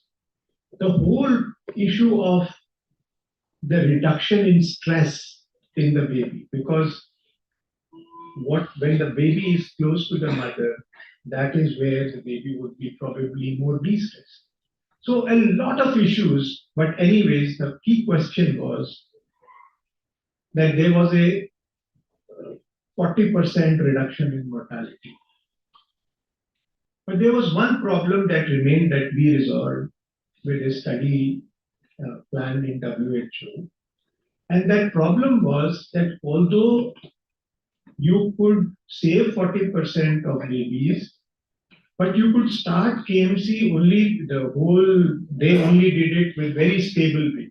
Once the babies were not, had a few days in the incubator or 2 days or 3 days in the incubator, and they were no longer unstable physiologically.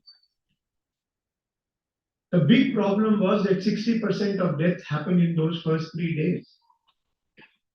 So you are actually reducing 40% mortality in only 40% who survive or who will die after 3 days.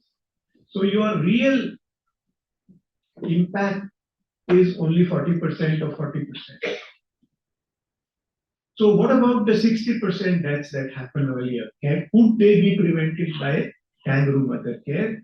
And this was a recent study published in New England Journal of Medicine in 5 countries that we coordinated from WHO 2-3 years ago. So that was the idea. Take very small babies between 1 kilo and 1.8 kilos, and then look at neonatal mortality, randomizing them to receive kangaroo mother care after they were fully clinically stable or starting immediately after birth. That was the idea. So how could you design this study? was another very important issue, that who do you take? What is the population? Why that population? What could be, the design is easy. You have to have a randomized controlled trial as a probably the best way of showing that A is better than B, that you have, and you have to, but the rest of the thinking is important. It's not just that one day you say we will do this and you don't know why you want to do that. So if we look at the population, we decided that all babies, and why multi-center is also relatively clear, because you want as much generalizability as you can. And since we were interested in making, of course, something that was decisive and could decide global guidelines, we did it in 5 different countries, including India. So why babies who are all of them who are below 1 kilo and 1.8 kilo, but then you have to decide why 1.8 and why 1. So there are issues of design which are not all epidemiological or statistical, but you have to combine the clinical knowledge, the epidemiology, and the statistics. This is the window where maximum mortality happens between, let's say, less than 2 kilo babies. But why did we not take 2 kilos? Because most of the clinical facilities, the mandatory thing is to keep only babies below 1.8 kilos in the NICU. So otherwise, we would have to change the whole practice of NICUs. And that would not be so generalizable. So things like that. Why not those babies below 1 kilo? Because in the settings that we were interested in, their survival would be very, very low. And it would be very difficult. It would be really difficult to manage these babies in the kind of settings in which we were working in low and middle income countries. But then the intervention was clear that we had to give kangaroo mother care. And then we started visiting these hospitals and we struggled to say, how do you give immediate KMC to a baby? What did you need? You needed first a mother. Oh, yes, mother is fine. Within a couple of hours, the mother can be brought to the NICU. Of course, there were issues. She has to be then taken care of in this NICU, so somebody should take care of her. But the biggest issue was these newborn ICUs are built like they are small little cots. Where do you put the mother? And then we realized that actually it has all been completely warped thinking. We kept the mothers and babies together since 1980s with the baby-friendly hospital initiative, except the small babies. So we brought them together by making what we call the MNIC, or Mother Newborn Intensive Care Unit. Anyways, I'm not going to go too much into detail, but probably this MNICU is even more important than the immediate IKMC result, because it provides a completely different way of treating a small baby or a sick baby, that a baby should not be separated from the mother just because the baby is small, preterm, or sick. But another key issue is, what do you compare it with? What is the comparator? So the comparator we could have taken, for instance, is, okay, whatever the usual care is. The babies are in the hospital and we will just take the usual care. There you show the biggest difference between the two groups. But that would be a bit unfair, because ideally you would want to know what would happen if the other group also gets care, full kangaroo mother care after they were eligible for getting it as per the current recommendations. So it's actually KMC versus KMC. The only difference is one group starts early, the other group starts after clinical stability. And outcomes in this case, mortality is relatively high. So you would choose the most critical outcome, which is mortality. Secondary outcomes become other things like hypothermia, which means the baby is cold or not, hypoglycemia, if the sugar falls down or not, infections and others. But mortality or death was the most important outcome. Just to talk a little bit then about sample size. Now, this is one area which I always find people struggling. When they are clinicians, they struggle because they don't understand the statistics, and statisticians don't understand the assumptions. Many times they struggle because they don't know what assumptions to make. And when they ask the clinicians what assumptions to make, they get some ideas, but usually that give and take that results in a good sample size calculation. With one or two things, these are easy. Confidence level, 95%, most of them. We use that statistical power of 90%. But it's important to know the mortality in the control group. So having a good idea of what is your starting point. So here we had 5 different countries, different hospitals, and had to get a good idea of their mortality. So all their birth and death registers were looked at, and we found out that about 21% mortality occurs. So anyway, this 21.1 was taken because. And then how much is the impact that you would look for?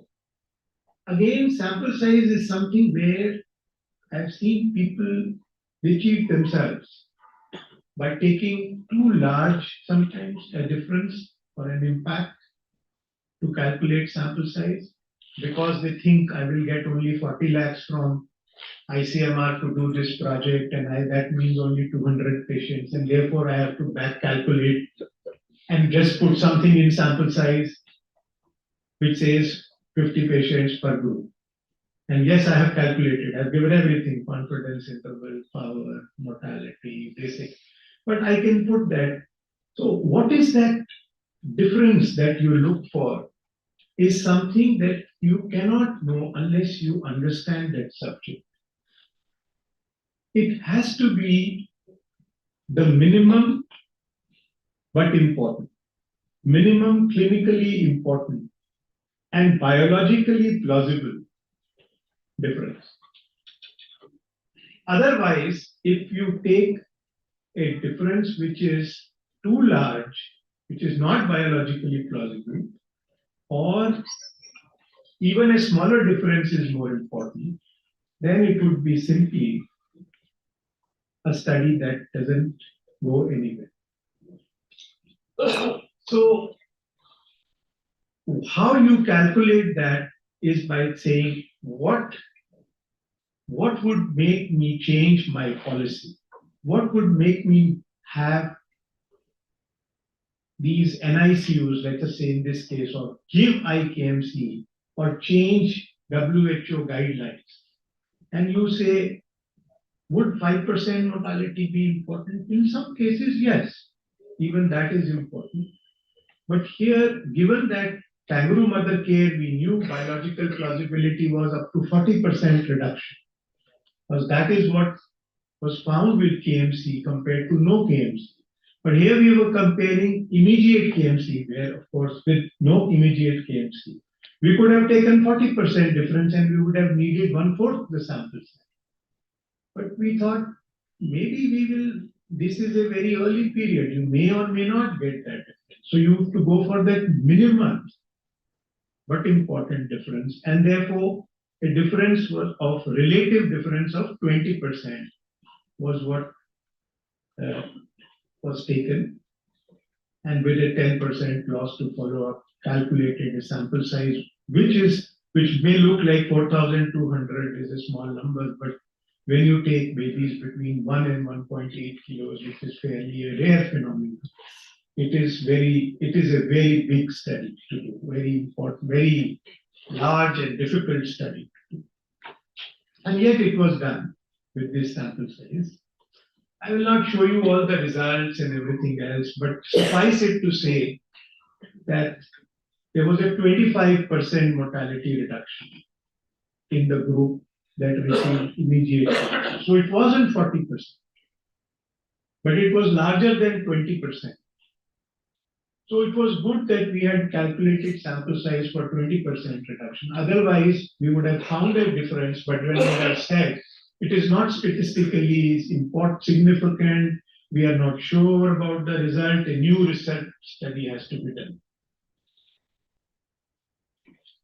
After the publication, it's also very important to understand that once this kind of a study was done, it was rigorously conducted, good methods, large sample size, done in multiple countries, because then it had a lot of generalizability. When it was presented to the guidelines committees of WHO, it became a recommendation that immediate KMC should be done within 9 months of this research being completed. So what is the message that I want to give you is that designing such a study is the key. Then, of course, doing it is very important, because if you don't do anything well, then as Dr. Bhan used to tell me that there are only two important things. One is have a great idea and design something to answer that. But second is do world-class implementation. So as long as we are able to do that,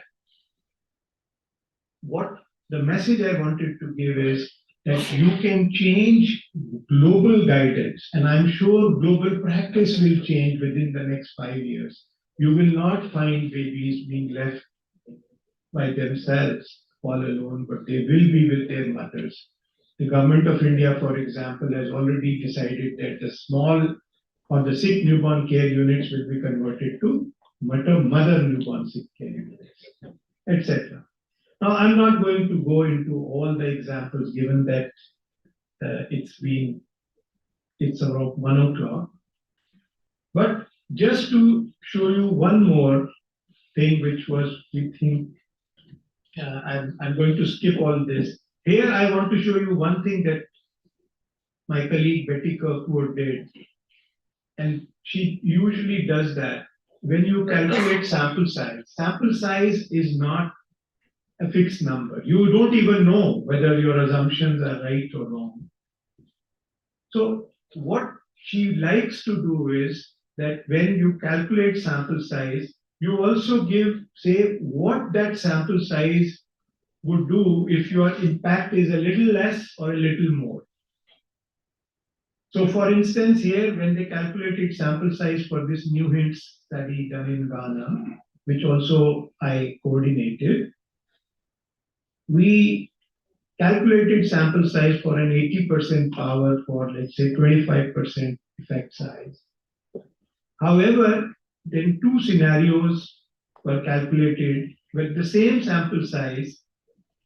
We would be able to detect if we had a 30% or a higher impact, we would have 93% power. But if we had a 20% impact, we would have only 60% power. So if I had to do this again, I would be scared of taking 25% and 80% power and calculating this study, because the chances that you are giving to yourself of finding something useful are reduced. The last thing I want to show you is around. Can I go up? Okay. Yes. So this is another study which I found was probably will change the practice around growth and development. You know that one of the big problems of our country is stunting and wasting of children. Babies are malnourished. On the one side, we have so much abdominal obesity and obesity. On the other side, so it's a double or triple burden of malnutrition. So how do you deal with this? How do you change stunting? So this is a landmark study that was also conducted in India and published in the British Medical Journal a year ago, I think in 22 or 23. I forget the exact date. 22. Yeah. So here the idea is that sometimes one intervention by one intervention testing is not going to be sufficient. When Dr. Mohan was talking about A, B, C, D, somebody might be, we want to do more deductive some type of sometimes research and say, we want to test what is the value of A, and then the value of B, and then value of C, and then D, and then usually in some multifactorial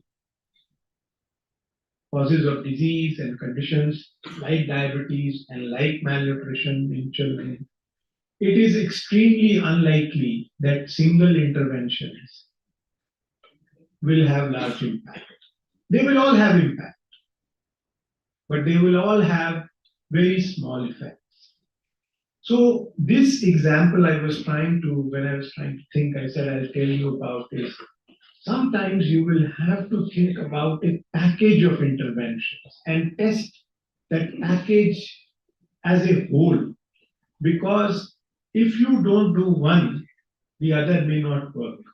So even if you change your rice or your carbohydrate, as in your example, Dr. Mohan, and there is zero physical activity, you might lose all the benefits.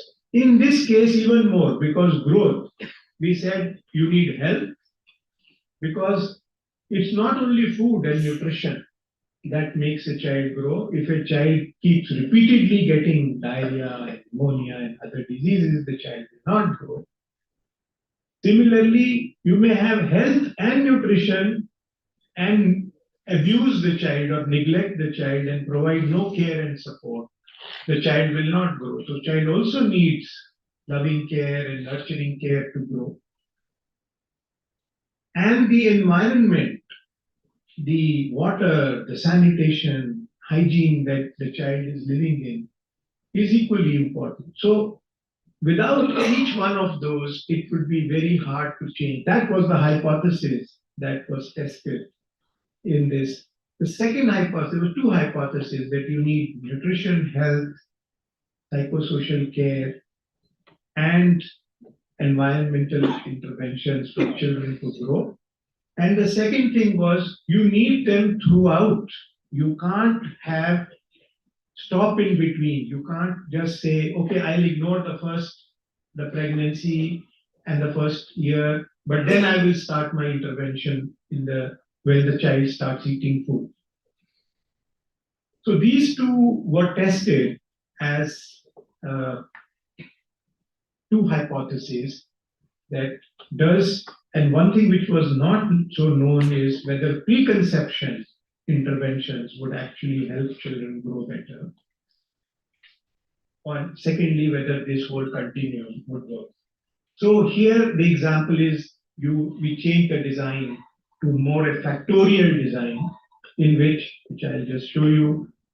We had two randomizations. Women were randomized, women who wanted to have a child, young women who had no children or one child and wanted to have another child, were randomized to either receive preconception intervention or no preconception intervention. And then when they became pregnant in either of the groups, they were re-randomized to have the enhanced pregnancy and child infant care intervention or routine care, thereby getting four groups, A, B, C, and D. A that got interventions all through from preconception right up to 2 years of age. D did not get preconception intervention and got routine intervention, routine care during pregnancy and infancy. So A and D are the most apart. One gets interventions in two, both the across whole period, D gets in none, and B and C are the ones who either got it only in preconception period or only after the woman got pregnant.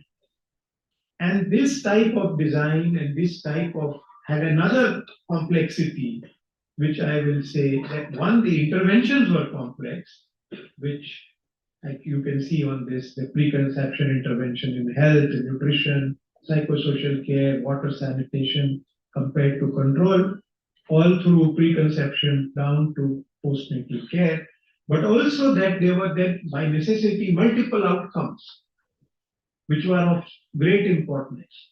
So one were that at 2 years of age, we wanted to measure, that was the primary outcome, stunting and low weight.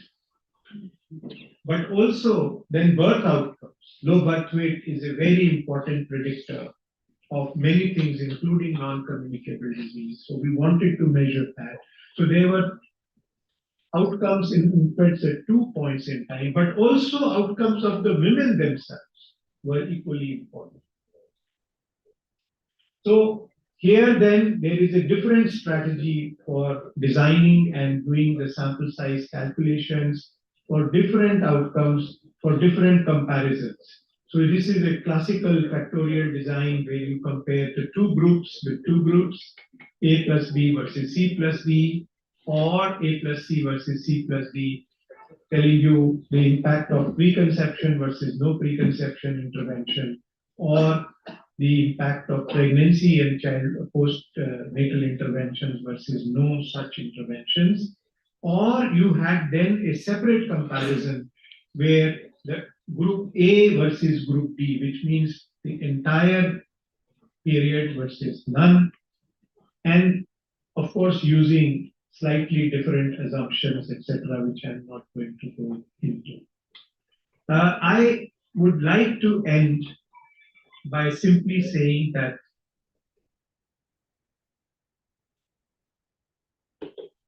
I often have said now several times to my people this question that if we are doing research, we should have only, I can see from ICMR only two reasons.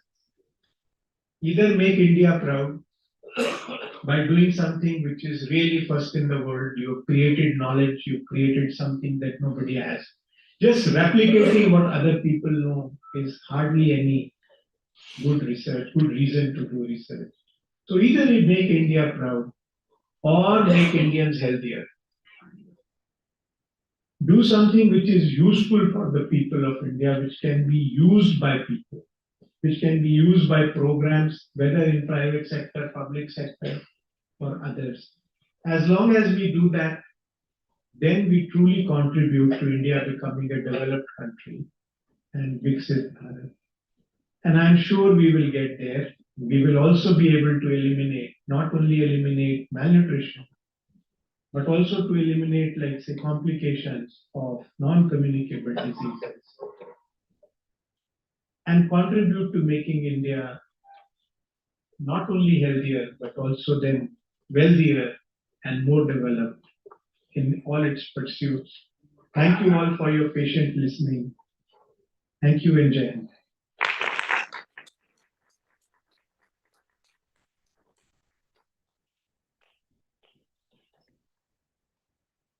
Thank you, sir, for this lecture. Your words have had a significant impact among us, and we have had a lot to unpack and learn today. We now open the floor to questions. Before that, we would like to present Dr. Bal with the integration momentum.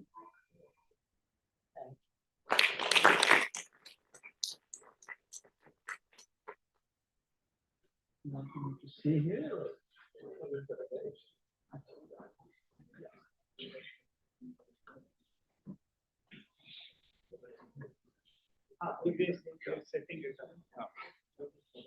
Just pull, you don't need the table, just pull two chairs, that's good enough.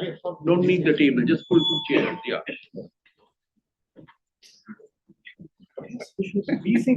I thought Delhi was Roaming man.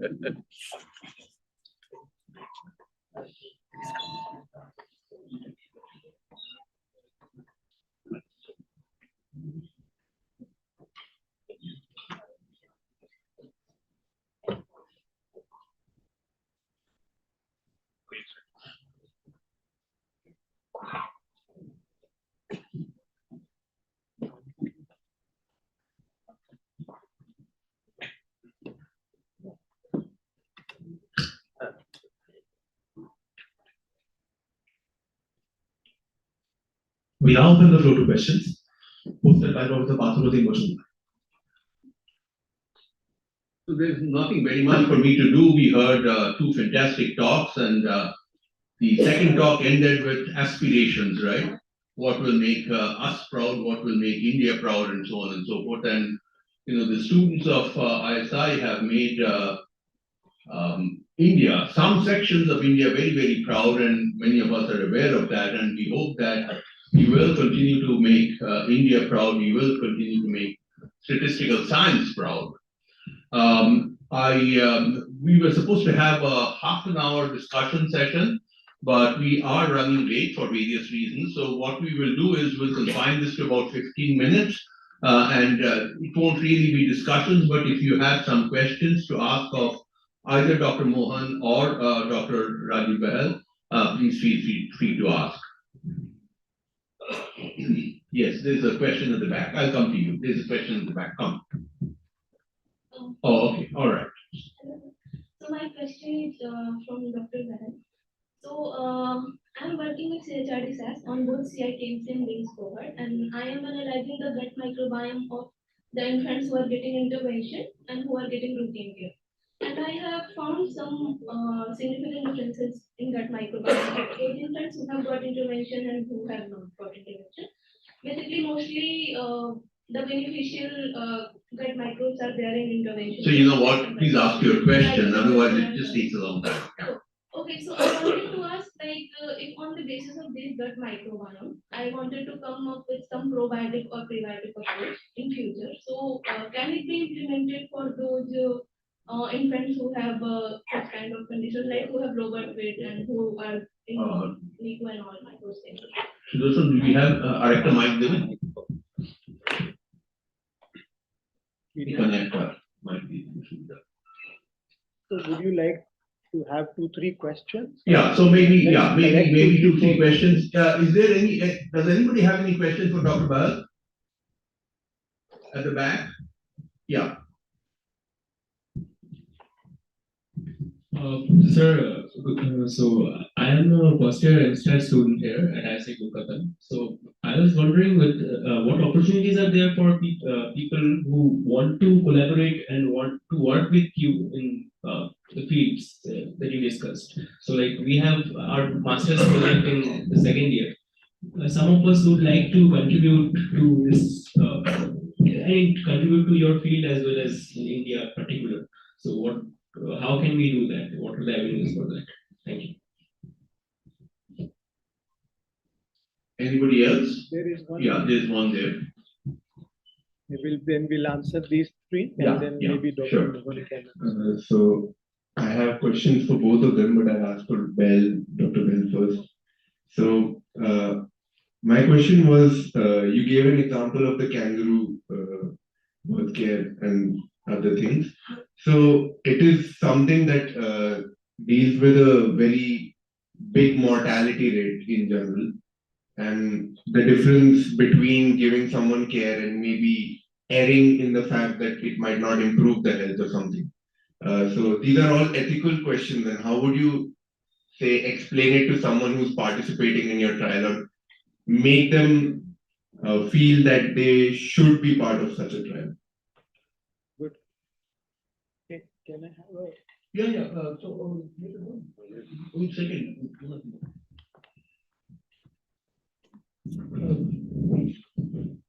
Okay, just to answer the 3 questions very briefly.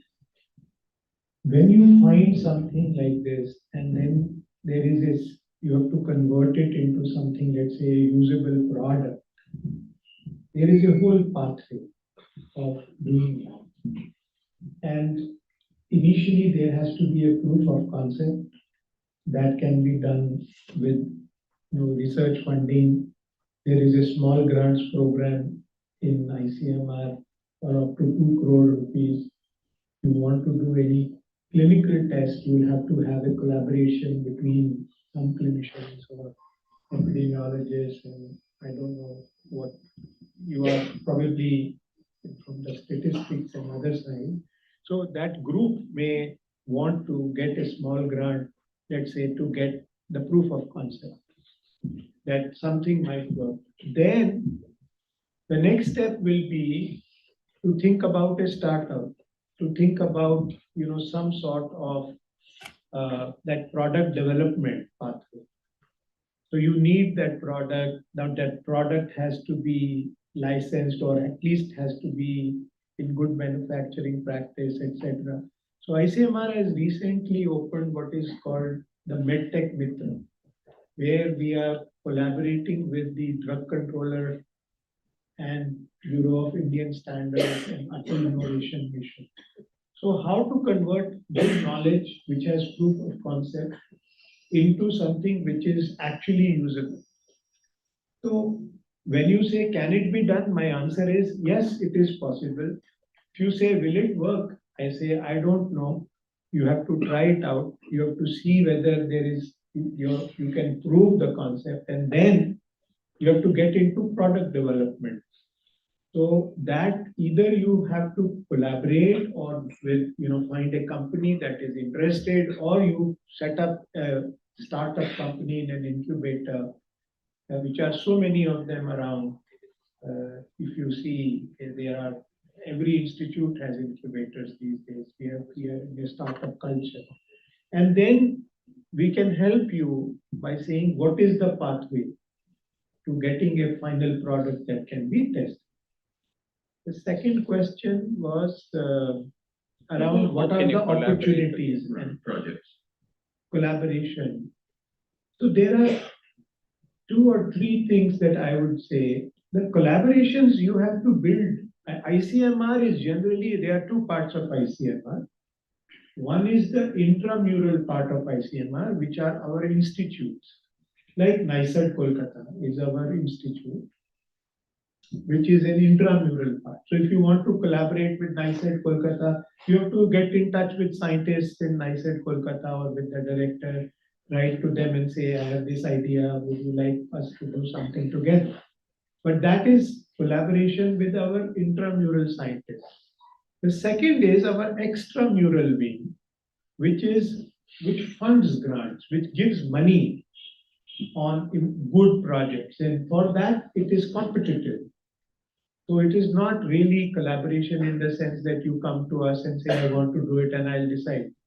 But you will have to make a proposal, just like I said just now, and submit that proposal, and there will be a competitive judgment on those grants, whether there are small grants below 2 crores, then 2 to 8 crore grants are larger grants, and eventually not for at this level, but for very established centers, there are centers for advanced research, which are up to 15 crore rupees. The third side is capacity development. And you have a MSc, you may want to do a PhD.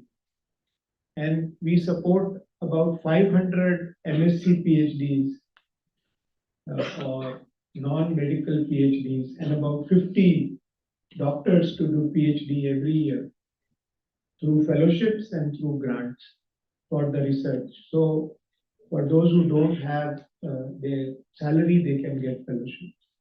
And for those who have salaries, they can additionally also get grants to do the research for their PhD program, particularly the medical ones.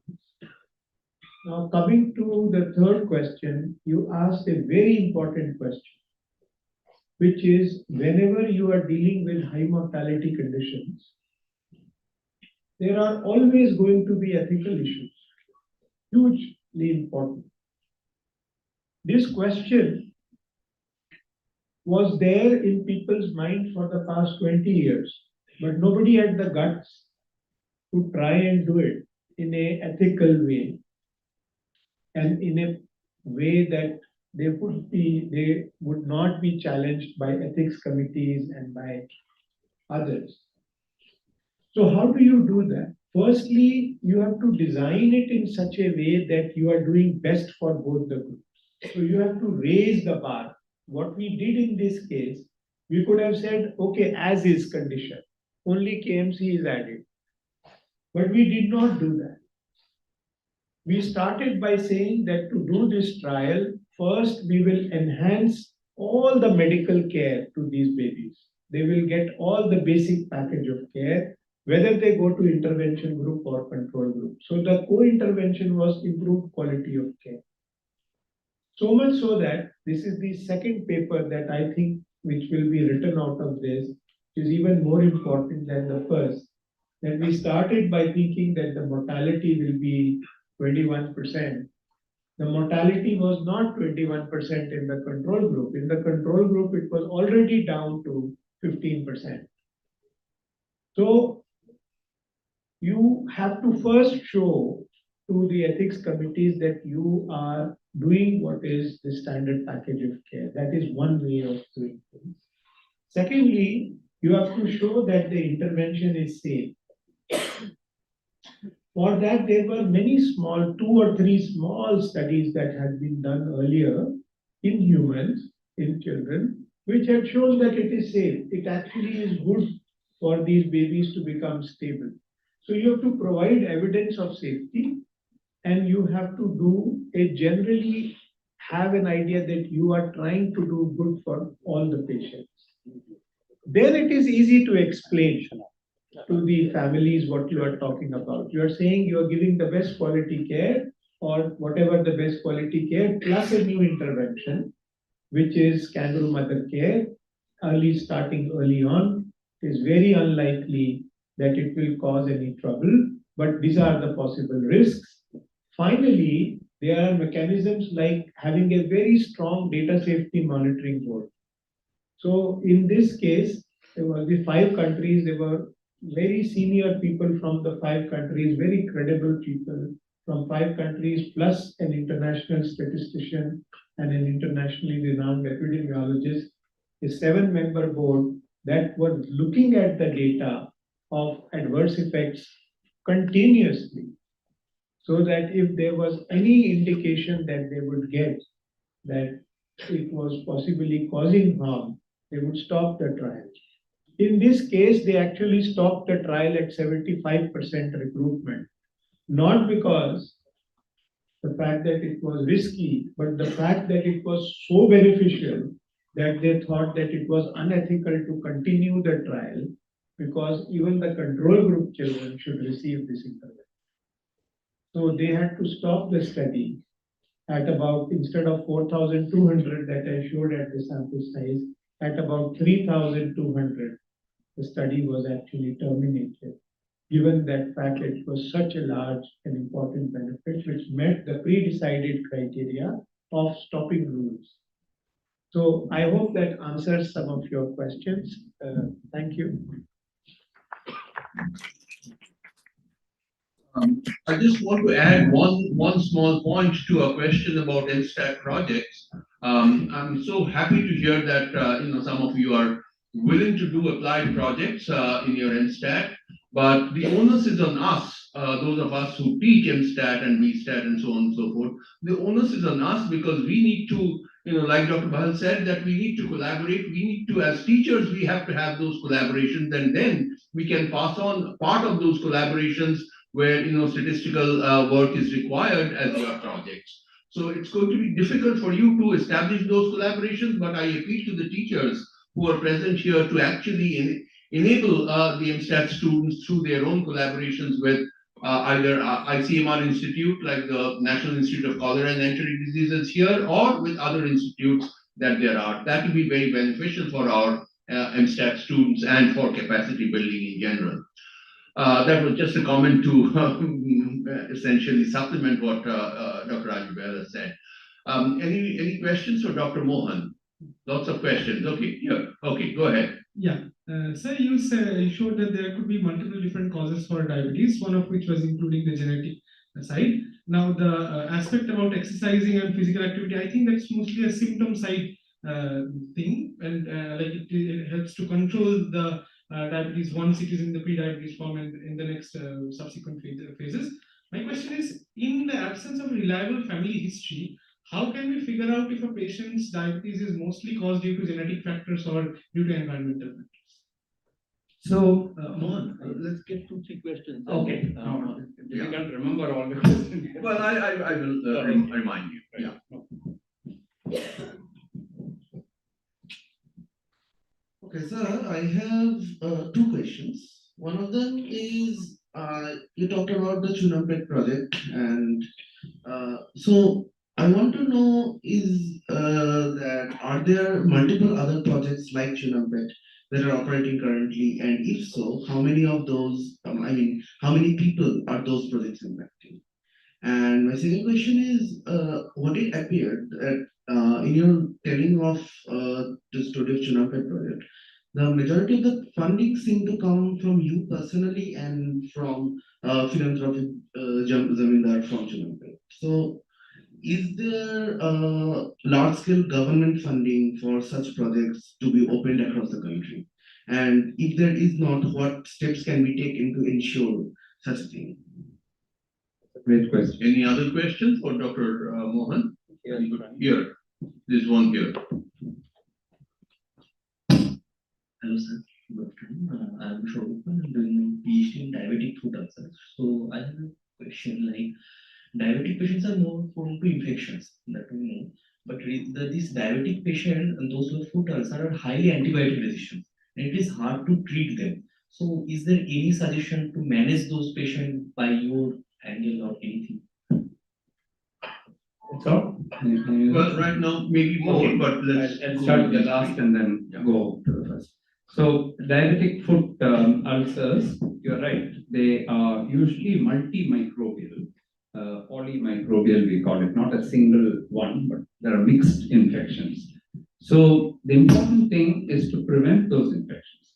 Most of the foot ulcers in India are neuropathic ulcers, not peripheral vascular disease. Peripheral vascular disease comes in older people. If you take 70% of all foot ulcers, they're due to neuropathy. What happens is that once you have neuropathy, you don't feel the sensation. So when you walk, you're putting more and more pressure. So a kind of callus builds up under the foot that cracks, and it's through that the infection spreads. So the first thing is prevention. So if you control your diabetes well, you can prevent neuropathy. If you already have neuropathy, if you wear proper footwear, which takes off the pressure under the foot, then you don't build up this callus. If you already have calluses, you can treat the calluses. You can remove the calluses by chiropody or podiatry. If on top of all that you still develop an ulcer, treat the ulcer early. So by early education, there are some people are prone to recurrent ulcers. And these are people who get into late complications. So what we tell people is, if we know that a person is getting 2 or 3 times an ulcer, we tell them the moment you feel that your foot is getting warm or it's getting infected, start an antibiotic and we give them a generic broad spectrum antibiotic which can take for a day or two. And then by the time they reach, suppose they're from village and takes a day or two to come, by the time it has spread. And so we ask them to start. Of course, a proper antibiotic to be decided has to be done only using a culture because it can be resistant to some organisms. Luckily, not all organisms, unlike TB and so on, where you have multiple resistant drugs. Here, usually you don't have all drugs being resistant. You might have to use, let's say, 1 or 2 combinations, a broad spectrum with metronidazole added or something like that. By combination of 1 or 2 of these, you should be able to control most of the ulcers. In Chunampet, for example, what we found was that running the clinic there and not making the patients come to a bigger center, let's say Puducherry, which is Pondicherry is only 40 kilometers away, Chennai is about 200 kilometers away. So to prevent that, only 2% of patients actually had to be referred for either a foot infection which needed surgical intervention or a surgical intervention in the eye and for laser treatment and so on, which you could not do in Chunampet.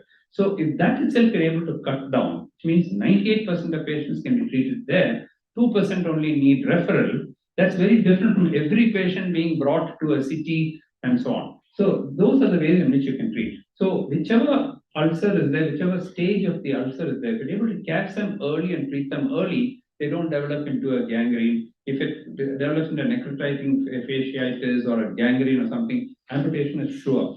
And sometimes you can even lose the patient. They'll go into sepsis and they'll go into shock and so on. And so those are the things we should avoid. The early infection we can treat, and then you can also treat the teams there by training people in various, the practitioners, nurses, Ayush, workers, and all these people. If you train them in the villages, they can spot these diseases early by going around in mobile vans and so on. So these are things which can be done. That actually leads to the other question about the Chunampet project. Now, it came from multiple sources actually. It's not just the donation was of the building alone was something which it's a one-time thing. It's not a very big building. So we had to go and ask people for money to build a building. It didn't come. So we from our own family donated for that. But the land was given by the Zamindar, so that came free. The van came from Novonadas Foundation, that was free. The satellite came from ISRO, so that was free. So and then a lot of other philanthropy and other things also came in. This is a large project. We are treating 42 villages and covering all of them and then continuous care. Now, for the sustainability of the Chunampet project, after 3 years, when we went back to Novo Nordisk, they said this is one of the best projects we've done. But we cannot be fixing every, you take another 40 villages, another 40. We cannot treat whole of India's diabetes problem. Novo Nordisk Foundation cannot. It's a good model. You go to your government and your government can then do it. We went to the Tamil Nadu government. The Tamil Nadu government used a risk score which we had developed through that, using only 3 questions. What's your age? Does your father and mother have diabetes? And do you exercise regularly? 3 questions takes 1 minute. And then you do a waist measurement. And that gives you a score as well. You add these scores together, you can detect who is having diabetes in the community with about 70% sensitivity and specificity. We gave that to the government, and the Tamil Nadu government ran a program called Do You Know Your Score? 23 million people were screened by the Tamil Nadu government for diabetes and hypertension after using the score to filter out people who needed screening. So there are instances where this has happened, but to build a rural model like this in so many villages in India and to keep it going is not something which is so easy to do. What we did in Chunampet was, although it's a charity and although we will not get anything out of it, it also has to be sustainable. So since the funding from Novo Nordisk and all that stopped, we said, okay, below a certain level of poverty or below a certain level of income, everything is free. The screening is free, treatment is free, everything is free, even medicines if they need, we'll give them free. Beyond a particular level, they pay something, but very much less than if they came to a private center or somewhere else. Okay? And then beyond that, there are people who are willing to donate and saying, oh, you're doing a good project, let me give you 1 lakh for this project. Let me give you something. So that took care of the rest. That's how for 16 years now, we have been able to run that project. So it runs in a part payment, part free kind of a model. But whatever money accumulates there, it took us almost 15 years to go from red to become break even. Then we started becoming break even now. Now, once the break even comes and suppose some money accumulates there, we'll add it to more people in the village. So this is a kind of a model which we have developed. Now, if you ask me, can this be scaled up to the whole country? It can. So the way I look at it is, if we are able to take on 40 villages, I'm sure there are some billionaires who can take on 10,000 villages without any effort. And if 10 people join together, almost all the villages in India can be covered. But you need to have continuity. You also need to have local champions. So that's one of the things. See, I've seen, for example, I'll tell you the other end of the story. There was a guy who was doing a lot of charitable work. Okay. So he called me also and said, can you help in running the clinic? And there I was sitting and seeing every patient, trying to help them. By my side was another doctor who I found every patient who was seeing in the clinic is quietly writing a slip of paper and saying, come to my clinic, come to me. He was sitting there only to refer people to his clinic, So even when you're doing charity, people cheat. So if you have a larger picture and if people have empathy, then a lot of work can be done. Unfortunately, there are not too many people like that now. Everybody is looking at the return on investment and what do you get out of it and so on. Governments can take up models which work, and if these models can be scaled up, I'm sure that there are a lot of things which ICMR is advising the government, and the government also through their wellness clinics now.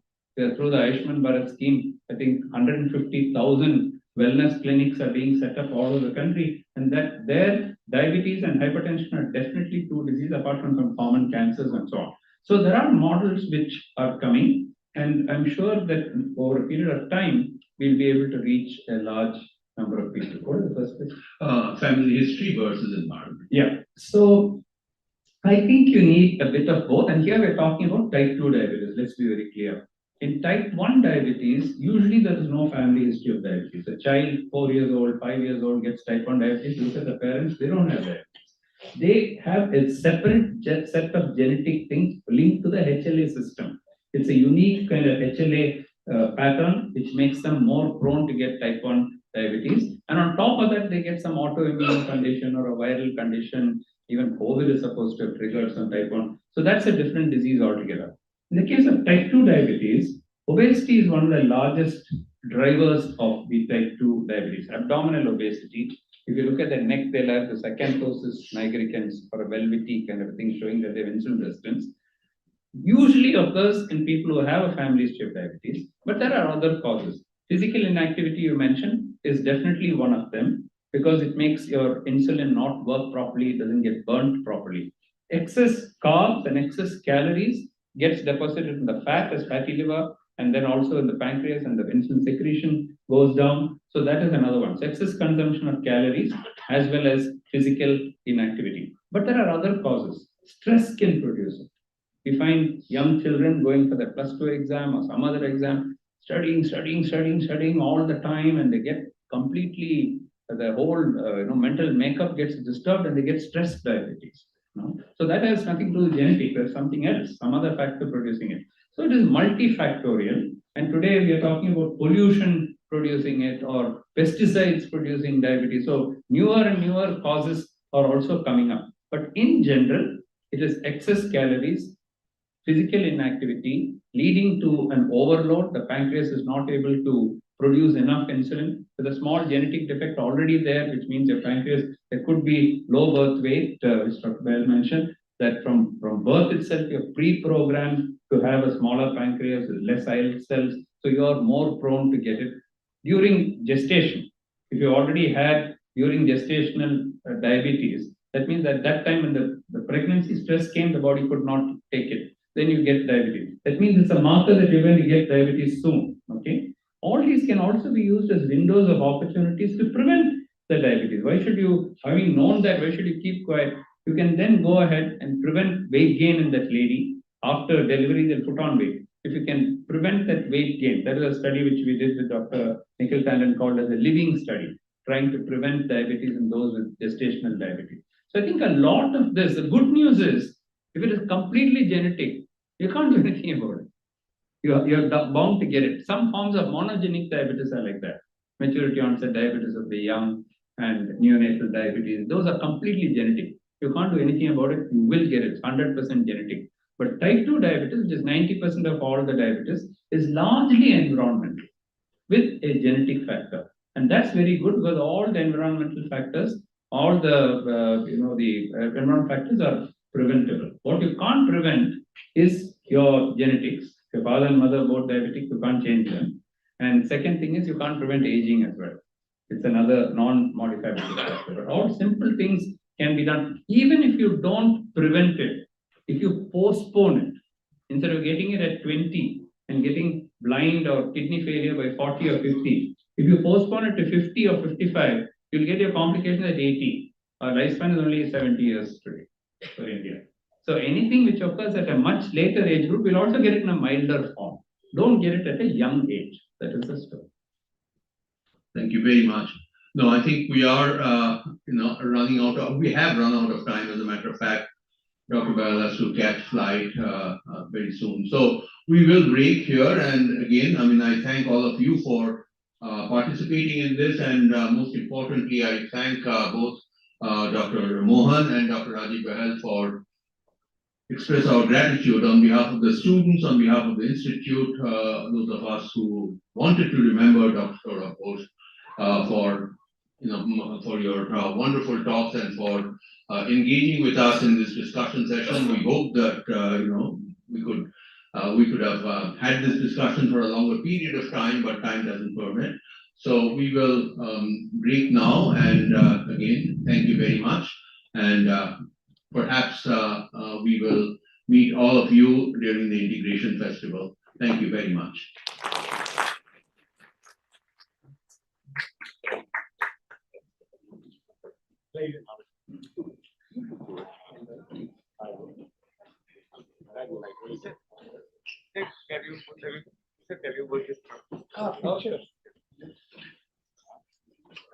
Thank you everyone for attending today's event.